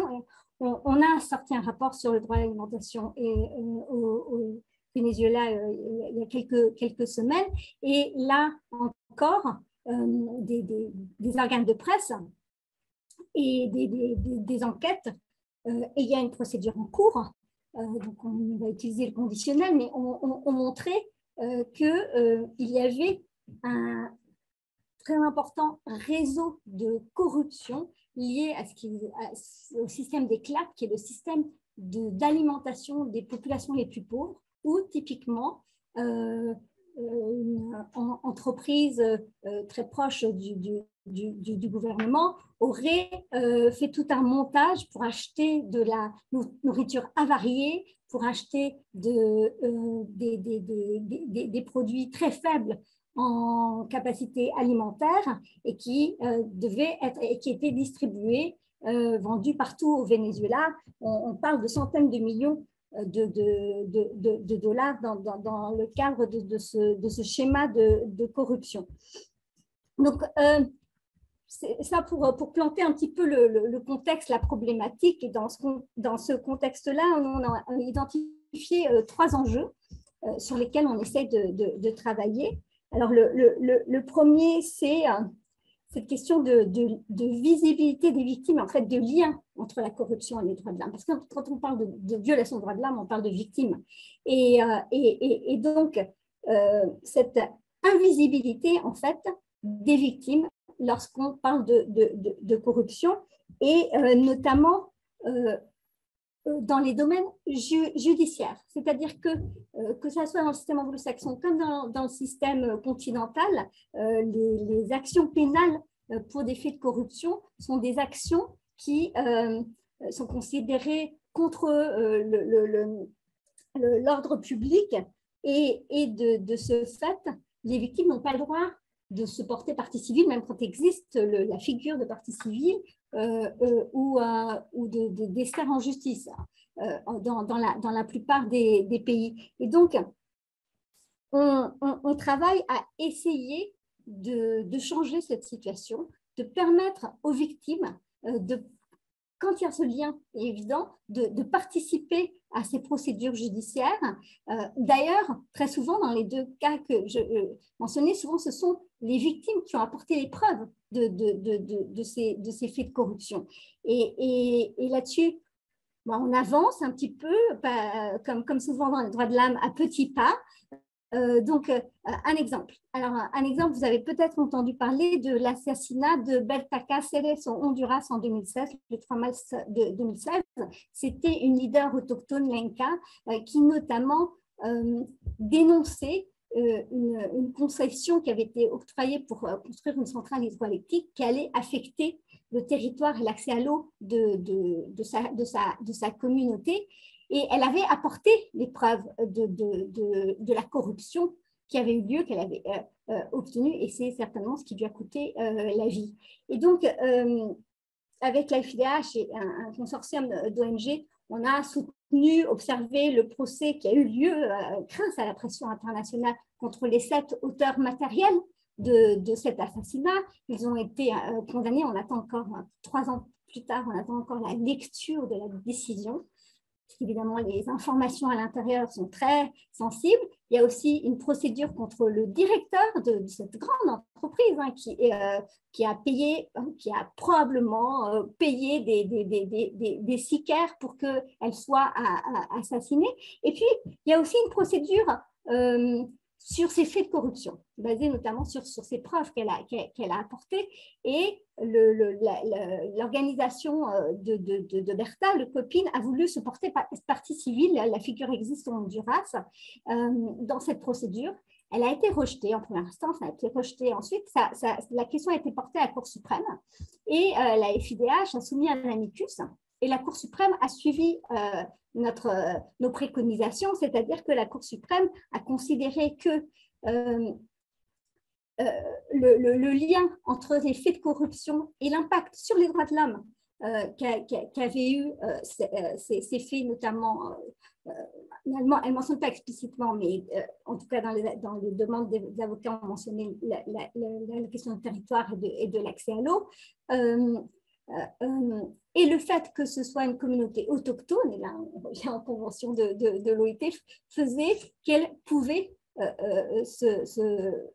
être partie civile et donc participer au procès. Le procès a été annulé, enfin, il avait un peu avancé, et là il va recommencer. La FIDH sera aux côtés du copine pour observer ce procès qui, en termes de jurisprudence pour la région, est une jurisprudence importante et intéressante. Sur le cas du Guatemala, le dialyse que je mentionnais, l'avancée n'a pas été aussi importante. Ce que le juge a décidé, c'est de séparer en deux les procédures. Et donc, il y a une procédure pour corruption et une procédure pour homicide. Faisons donc pas le lien entre les deux. Et puis, on espère, j'étais en Amérique latine il y a 15 jours, avoir le 30 mai une nouvelle décision dans un autre pays qui permettra à une centaine de victimes de se porter partie civile aussi dans une procédure de corruption. Donc voilà pour la première ligne de travail sur cette question de la corruption. Ensuite, une deuxième ligne de travail, c'est la question de comment engager la responsabilité de l'État, qui permet que s'installent au sein de ces structures des vrais réseaux de corruption et comment l'engager sur une base de droits humains. Et donc, là, on a initié un contentieux qui cherche à faire le lien. Donc, les deux problèmes de droit qui existent, c'est la question du lien de causalité, évidemment. Comment est-ce qu'on montre qu'il y a un lien, et donc ça dépend des faits. Alors là, je sors un petit peu, et je vais du coup être rapide, des droits socio-économiques, mais je pense que si l'objectif, c'est, il y a déjà eu un obitaire de la Cour interaméricaine, et l'objectif, c'est que la Cour interaméricaine reconnaisse l'obligation de l'État de prévenir des violations de droits de l'homme dans un contexte de corruption. Et donc, très rapidement, la FIDH représente 17 victimes de disparition forcée à Coahuila, donc au Mexique. Et l'élément intéressant, si on veut, parce que c'est des situations absolument dramatiques, c'est qu'on a énormément de preuves à cause d'un procès qui a eu lieu aux États-Unis contre des membres du cartel des Zetas, que le cartel des Zetas achetait toute la structure des forces publiques, police municipale, police régionale, et probablement, en tout cas, ils le disent lors de de ce procès, également le gouverneur. Et donc, on a la preuve que ces disparitions forcées qui étaient faites par des détentions arbitraires de la police sont liées à la corruption que l'État a laissé s'installer, puisque c'est l'ensemble de la police qui travaillait, qui avait un deuxième salaire pour le cartel des Zetas. Bon, on espère obtenir une jurisprudence dans ce sens-là. Donc voilà deux exemples du travail qu'on essaye de faire, et évidemment, parce que la corruption et notamment le détournement d'argent a un impact énorme sur les possibilités pour les États de vraiment mettre en place des politiques publiques qui permettent l'effectivité des droits sociaux et économiques. Après, je voulais juste donc réagir sur ce que vous disiez, et c'est aussi une ligne de travail de la FIDH sur la question du commerce et des droits humains et des clauses sociales. Et pleurer avec vous sur cette mention de la Havane, parce que la problématique, quelle est-elle? C'est qu'on fait primer les questions commerciales sur les questions sociales ou aussi environnementales. Mais en tout cas, pour regarder la partie pleine du verre, il y a effectivement maintenant dans les accords bilatéraux commerciaux des chapitres de développement durable, en tout cas dans les accords des États-Unis et de l'Union européenne. Et de manière intéressante, la semaine dernière, il y a eu une conférence par la Chine apparemment pour réfléchir notamment à cette question et à l'obligation de vigilance. Mais en tout cas, ce qui est assez intéressant, c'est que États-Unis et Europe ont des méthodes très différentes pour ces clauses. Donc, d'un côté, on a la méthode dite managériale et d'un autre côté, la méthode des sanctions de manière très schématique.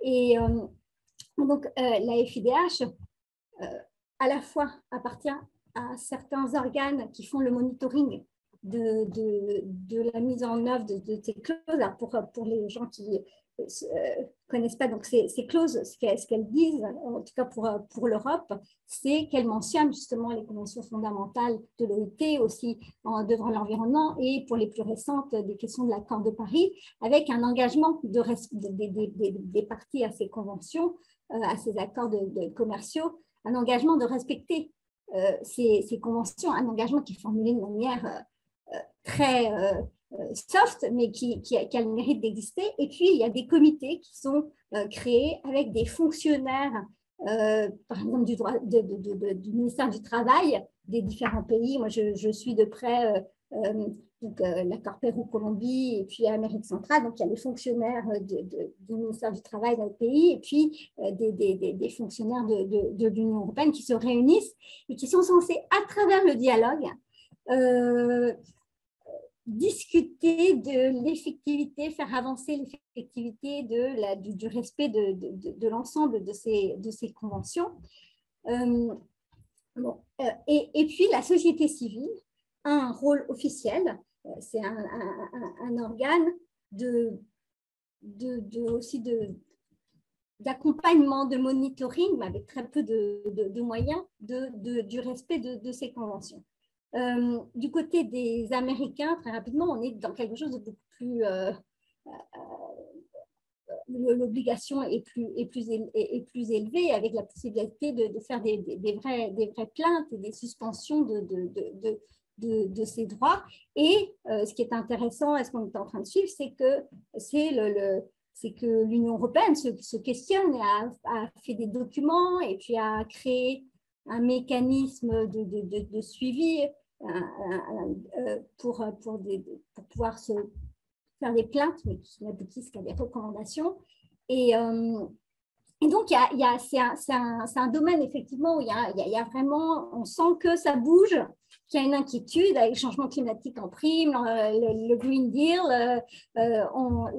Peut-être que les choses vont évoluer pour le mieux. En tout cas, c'est un dossier que l'on suit. Mais ce que je voulais dire, c'est que ce que je trouve qui est très intéressant, c'est que, effectivement, si on pense au futur, il y a cette problématique de qui veille au respect face à des États parfois qui n'ont pas les moyens, qui veille au respect des droits sociaux et des droits environnementaux. Donc là, dans ce mécanisme du chapitre de développement durable, c'est un État tiers, en définitive, qui a ce rôle. Et dans le schéma des directives du droit de vigilance, des devoirs de vigilance, merci, des devoirs de vigilance, c'est l'entreprise, comme vous le soulignez, qui se retrouve à avoir ce rôle, ce qui, de notre point de vue, est très intéressant. C'est peut-être effectivement l'avenir, puisqu'ils sont aussi porteurs d'obligations, c'est vraiment l'avenir. Simplement pour conclure, parce que je crois que c'est le moment, pour conclure, bon, très bien. D'accord. Je voulais évoquer, là encore, une petite réussite, si on peut parler de réussite dans des histoires tellement terribles, mais qui est en lien avec les droits sociaux. Mais c'est aussi pour dire, notamment dans le continent sur lequel je travaille, que les droits sociaux, malheureusement, en Amérique latine, le premier problème, c'est l'assassinat des leaders syndicaux. Et ce n'est pas un problème récent, malheureusement. Donc, je voulais, pour finir, vous raconter qu'il y a 15 jours, la FIDH, j'étais au Costa Rica, où se trouve la Cour interaméricaine des droits de l'homme, puisque avec notre organisation membre au Honduras, le COFADE, on représente la famille Deras. Donc, Herminio Deras, c'était un leader syndical, un brillant leader syndical dans les années 80, qui a obtenu des avancées importantes en organisant des manifs, des grèves, notamment dans les entreprises de bananeraies. Et ça a été le début pour lui d'une stigmatisation, d'un harcèlement qui a abouti à son exécution extrajudiciaire en 83, en janvier 83. Et un an plus tard, parce que ça ne leur suffisait pas, sa famille, ses sœurs, son frère, son père, ses neveux ont tous été arrêtés, emmenés, menottés dans les rues, montés dans un avion, menacés d'être jetés par-dessus bord, torturés, violés, et puis relâchés grâce à la pression internationale. Et donc, c'était en 84. Et donc, il y a 15 jours, il y a eu la procédure pour responsabilité de l'État hondurien devant la Cour interaméricaine. Et nous avons obtenu que, déjà pour les victimes, c'est la première fois qu'on les a entendus. C'était un moment très, très fort. Et on a également obtenu que l'État reconnaisse, et c'est une première, sa responsabilité pleine et entière, et notamment le fait que c'était une politique étatique basée sur la doctrine de la sécurité nationale d'assassiner les leaders syndicaux, les opposants politiques dans les années 80, et s'engage à promouvoir des changements et aussi à raconter cette histoire dans les livres scolaires, et en termes de changement, à retirer l'armée de certaines activités. Donc bon, voilà, le Honduras, c'est un tout petit pays, c'est un gouvernement progressiste qui est fragile, mais c'est quand même une avancée qu'il faut célébrer. Merci beaucoup. Alors, merci beaucoup, Jimena Reyes. Puis c'est vrai que c'était encourageant de terminer, je pense, cette note d'espoir parce que, alors, précisément, je trouve qu'il y a plusieurs choses qui étaient vraiment intéressantes de ce que vous disiez. C'est déjà cette difficulté d'articuler corruption et enjeu. Et c'est vrai que c'est presque. Évidemment, maintenant, ça paraît évident. C'est toujours pareil, quoi. C'est-à-dire qu'à l'époque, on se dit, mais comment ça se fait qu'ils n'ont pas lié les deux? Et en même temps, on peut comprendre aussi pour les sujets. Or, c'est vrai que l'une des difficultés d'application, ça a déjà été dit plus tôt dans ce panel, c'est-à-dire que évidemment, quand vous ne pouvez pas vous baser sur l'inspection du travail pour faire respecter le droit du travail, quand on ne peut pas se baser sur la justice du travail parce qu'elle est soit corrompue, soit indisponible, effectivement, vers qui on peut se tourner? Et c'est vrai que le problème de la corruption est assez dramatique de ce point de vue-là, et surtout que ça me faisait penser à des formes qui, des fois, ne sont même, à mon sens, mais je parle sous votre contrôle, peuvent même pas forcément être assimilées à la corruption. C'est-à-dire que, par exemple, quand vous avez ce qu'on appelle les zones franches d'exportation, où explicitement, vous avez un État qui fait une exception territoriale sur certaines zones qui permettent à des entreprises de s'implanter pour réexporter.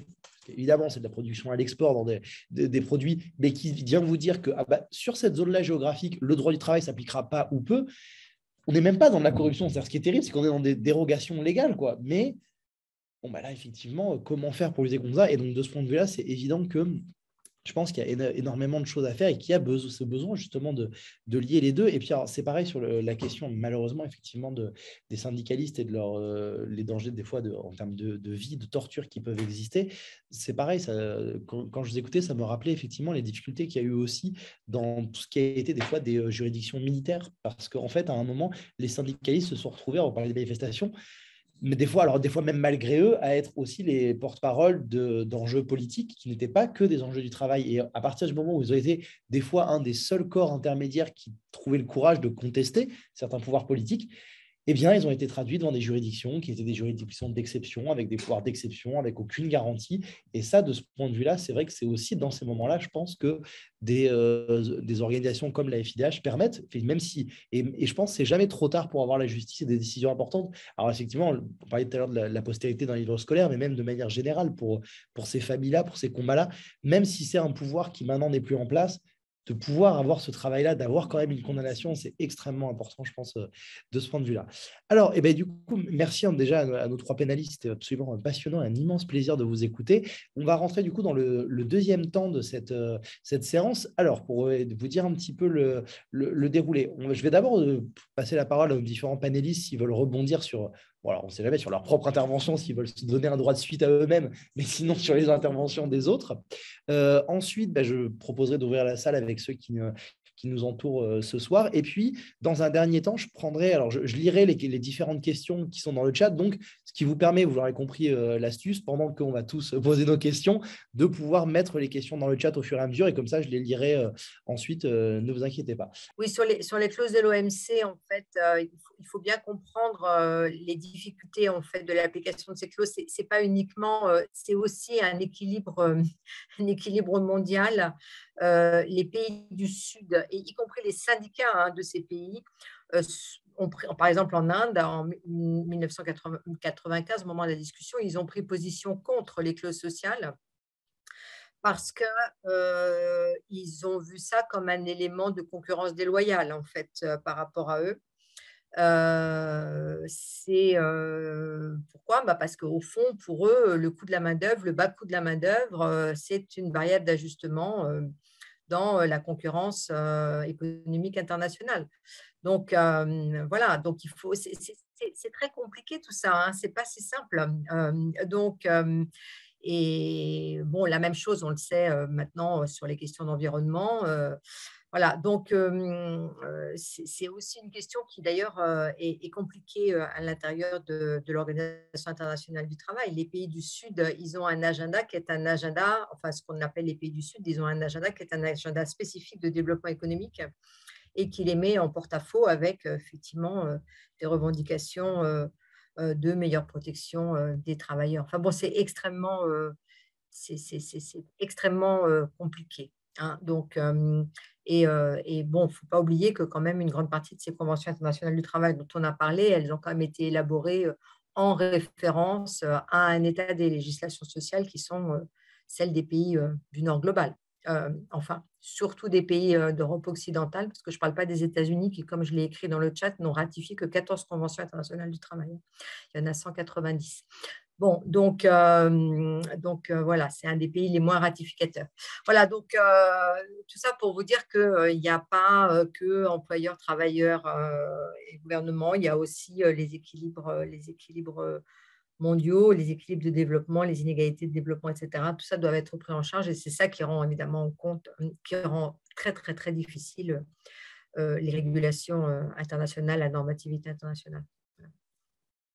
Alors, merci Zoé, du coup, on a un petit problème de technique. Alors, juste pour prolonger ce que dit Sandrine Cotte, c'est en plus, je pense que c'est d'autant plus problématique et c'est d'autant plus intelligible quand on se place du point de vue des pays du Sud, quand on lit ce que j'évoquais tout à l'heure, les questions environnementales et sociales, c'est-à-dire que, évidemment, nous, en termes de pollution, maintenant, on commence à dire, oui, il faut faire attention.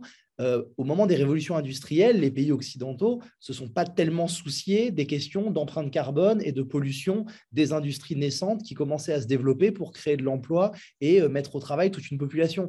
Donc, c'est sûr qu'évidemment, quand on vient dire à des pays qui sont en train d'émerger, ah non, maintenant, il faudrait faire attention au niveau de l'empreinte carbone, à la dépense, à la production, aux énergies fossiles, notre propre croissance économique, on l'a faite à ce prix-là aussi. Donc, je veux dire, on peut comprendre, et de nouveau, je pense qu'il faut être assez honnête sur ça et balayer devant sa porte. Effectivement, il y a le modèle de travail, et je vous rejoins complètement sur les codes, et puis par ailleurs, même le modèle de consommation énergétique, où, enfin, je veux dire, nous, on a été loin d'être exemplaires sur le sujet. C'est vrai que c'est un peu facile, maintenant que nous, c'est fait, de dire ah ben si, maintenant, de nouveau, effectivement, il faut être sur le modèle de nos législations environnementales. Oui, ben, laissez-nous nous développer une petite centaine d'années, et puis on en reparlera avec les mêmes marges. Et c'est vrai que ça, effectivement, c'est des problèmes où on ne peut pas complètement être binaire et dire ils ne font aucun effort.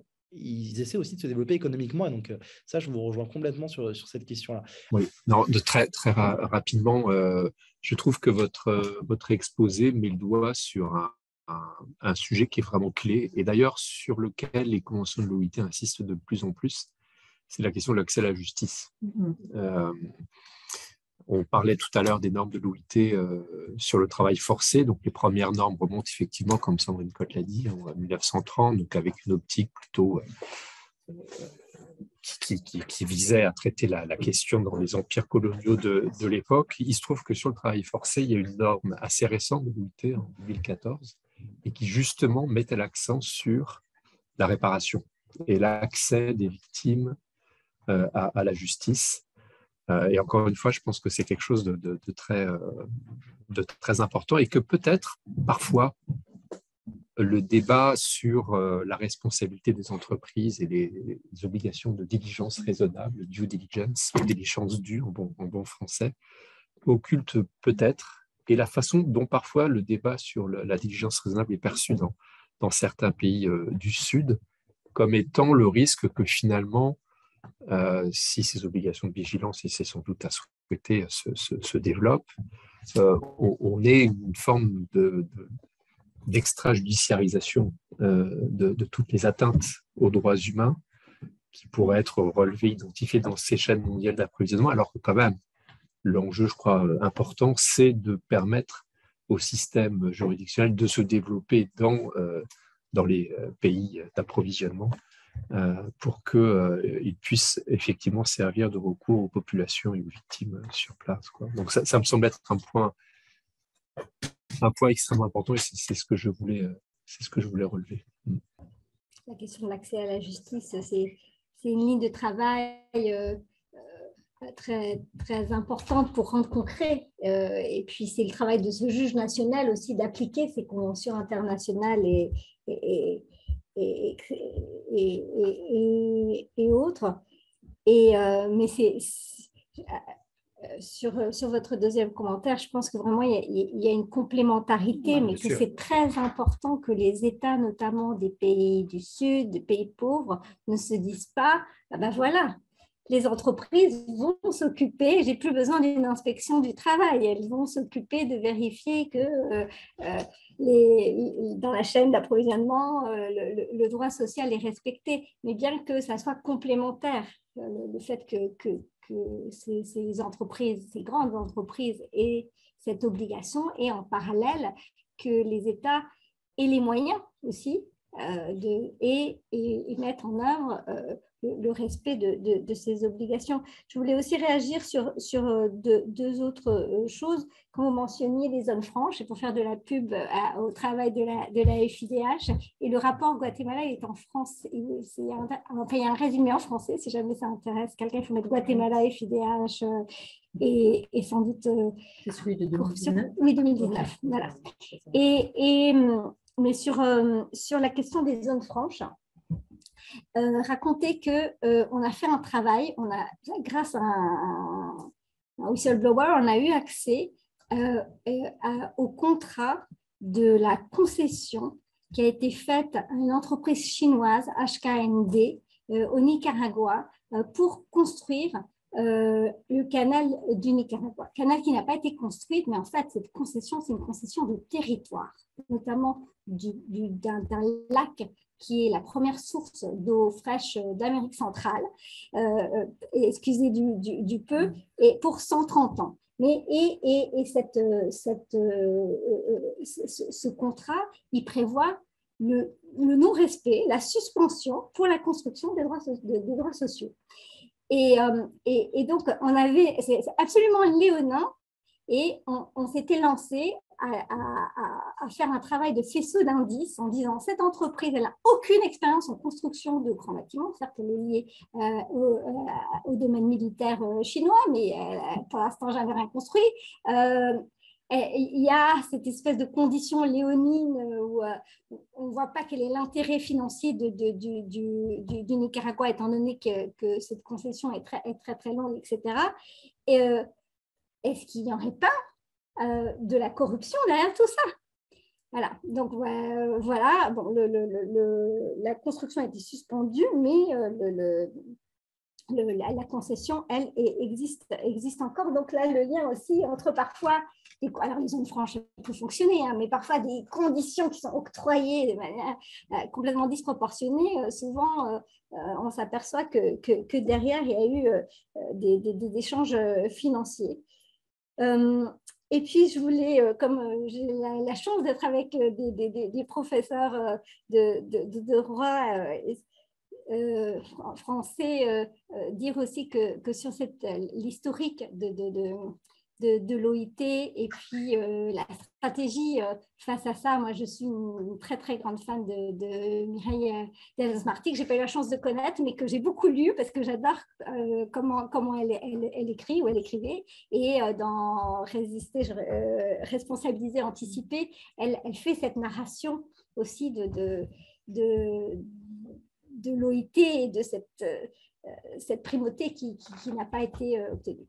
Merci beaucoup à vous tous pour vos différentes interventions. Je ne vais pas être très longue, simplement, moi, ce qui m'a marqué, c'est qu'on se retrouve finalement dans une construction, un récit peut-être aussi, mais une construction institutionnelle et normative inachevée, parce qu'on a des questions très classiques de droit, de l'obligation à la contrainte, les différentes formes de contraintes qui sont retenues pour imposer et garantir le respect de l'effectivité, mais la question de l'accès à la justice, du contrôle judiciaire aussi, et puis vous avez même évoqué les questions de la police.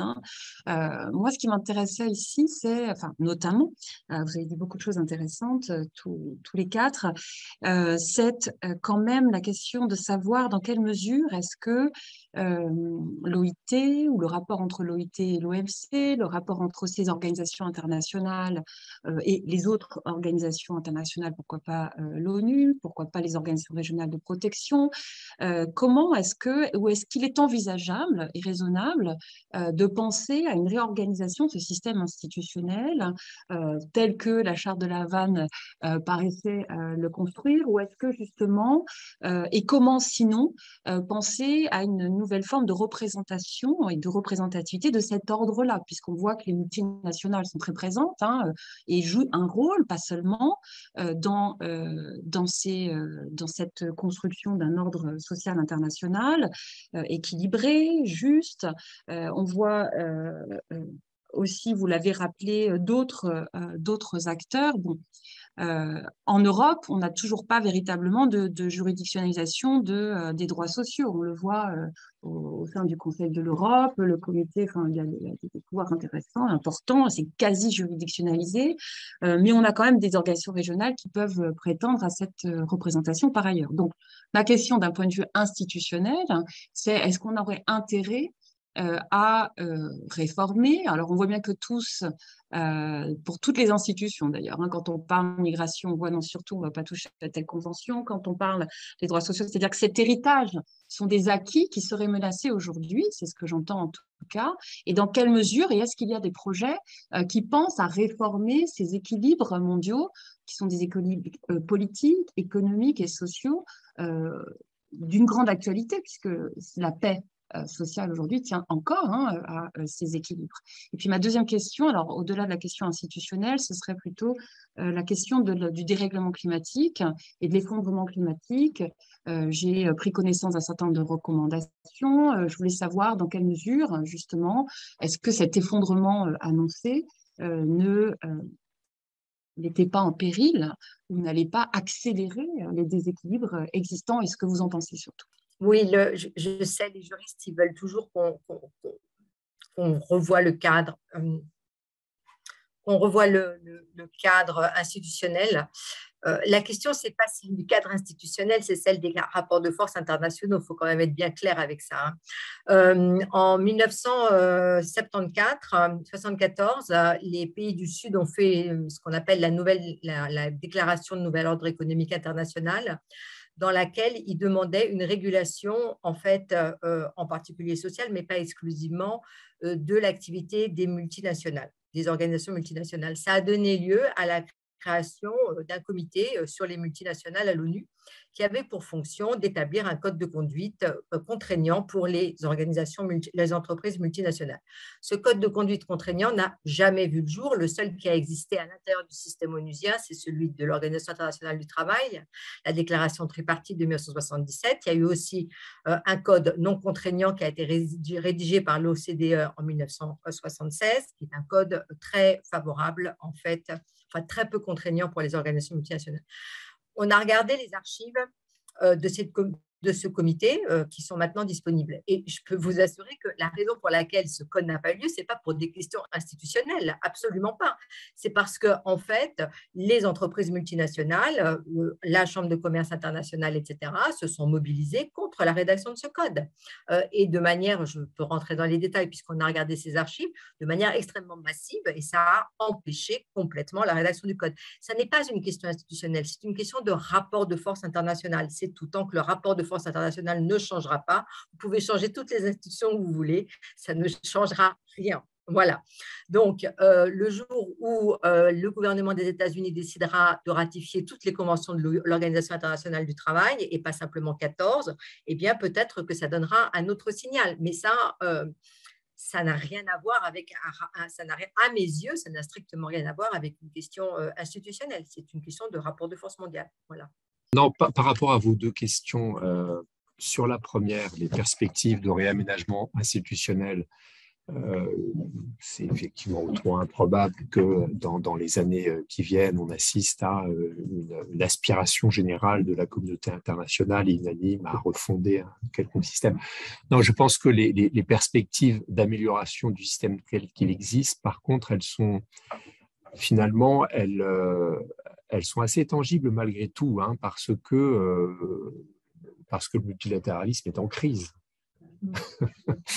Les choses ne vont pas bien. Et de ce point de vue-là, je pense que les trois familles d'organisation qui composent le système multilatéral, c'est-à-dire, pour résumer, donc, la famille onusienne, l'OIT en fait partie, les institutions financières internationales, Bretton Woods, donc le FMI, la Banque mondiale à Washington, et l'OMC, la dernière née, ces trois catégories d'organisations internationales sont elles-mêmes en crise, en réalité. L'OMC dont on parle, qui faisait un peu figure de l'organisation montante, le néolibéralisme triomphant, l'ouverture, etc. Aujourd'hui, quand même, l'OMC est dans une situation extrêmement critique puisque son système de règlement des différends est sérieusement menacé. Donc je dis ça parce que dans ce paysage quand même très, très, très bouleversé, où, alors je suis d'accord avec ce que vient de dire Sandrine Cotte, mais il est quand même aujourd'hui assez difficile d'identifier les clivages et les rapports de force internationaux parce qu'ils sont tellement diffus. Il y a une telle fragmentation dans les différentes régions du monde qu'il est quand même très difficile d'identifier des rapports de force clairs, on va dire. Mais en tout cas, du point de vue du système multilatéral, il y a sans doute une plus grande ouverture, je dirais, aussi bien au niveau de la famille onusienne que surtout du FMI et de l'OMC. Et il y a une certaine ouverture pour trouver des aménagements possibles autour d'une meilleure cohérence. Je dirais l'objectif d'une meilleure cohérence du système multilatéral aujourd'hui nourrit, je dirais, le discours de l'ensemble de ces organisations, alors que ce n'était pas le cas il y a 20 ans. Il y a 20 ans, c'était plutôt un discours chacun chez soi et chacun son job. Donc, un petit peu le deal qui avait suivi l'adoption des statuts de l'OMC, où on disait, voilà, le règlement la supervision des normes de l'OIT, ça se passe à l'OIT, et nous, on se concentre sur donc, je pense qu'il y a quand même un certain climat qui est assez nouveau et qui est poussé, je dirais, par un discours convergent de l'ensemble des organisations internationales. Sur le climat, je pense que effectivement, c'est l'éléphant dans le couloir. C'est un sujet majeur que j'aurais dû davantage j'aurais dû en parler puisque je n'en ai pas parlé, mais c'est un des grands défis qui est aujourd'hui devant l'OIT. C'est un sujet qui probablement va émerger dans les années qui viennent au sein de l'organisation comme un sujet potentiellement normatif. On peut s'attendre à ce que, voilà, dans quelques années, nos membres nous demandent de mettre sur la table. Il y a toujours une discussion normative dans chaque conférence internationale du travail.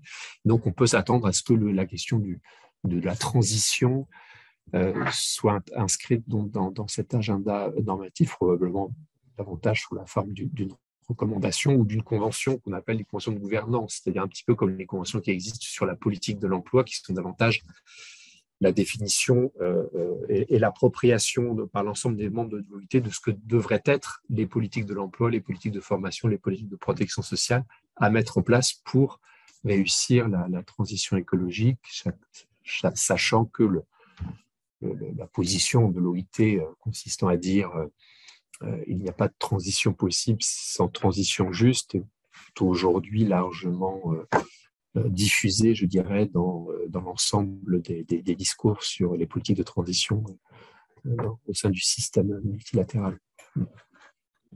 Je vais te répondre, mais je vais te répondre vraiment. En fait, je vais te répondre en une seconde sur une piste, parce qu'après, vu l'heure qu'il est, je vais prendre une question que c'est dans le chat et je ne voudrais pas celle-là la couper, donc je vais me couper moi-même. C'est la charge d'être juste d'un mot pour dire que malheureusement, je suis pessimiste pour un certain nombre de raisons qui ont été évoquées.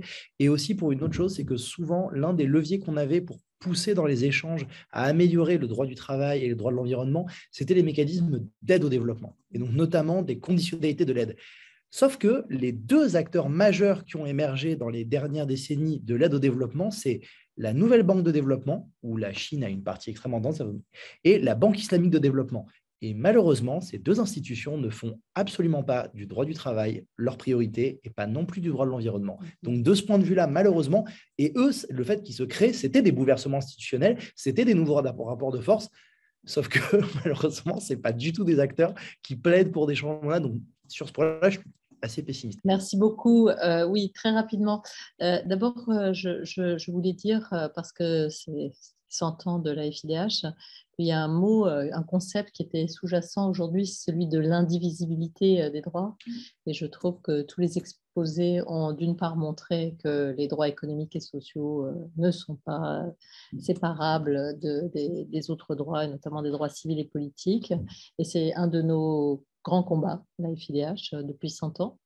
Et la discussion que vous aviez là, alors moi je ne suis pas du tout spécialiste de ces questions, mais GATT, OMC, etc., sont quand même un tout petit peu plus mises en difficulté quand il s'agit d'autres droits que les droits économiques et sociaux. La question de la santé, la question de certains droits civils et politiques, la question de la peine de mort, enfin l'import-export d'instruments de torture ou de peine de mort. Là, le commerce trouve quand même des limites et je trouve qu'il y aurait une réflexion à mener sur un possible mimétisme entre ces droits-là et les droits économiques et sociaux. Voilà, il est temps pour moi de clore en effet cette magnifique séance, de remercier infiniment l'IEDP de l'Université Jean Monnet, Sceaux Paris-Saclay, l'Université Paris 1 Panthéon-Sorbonne, la Ligue des droits de l'homme. Donc merci beaucoup à tous et toutes.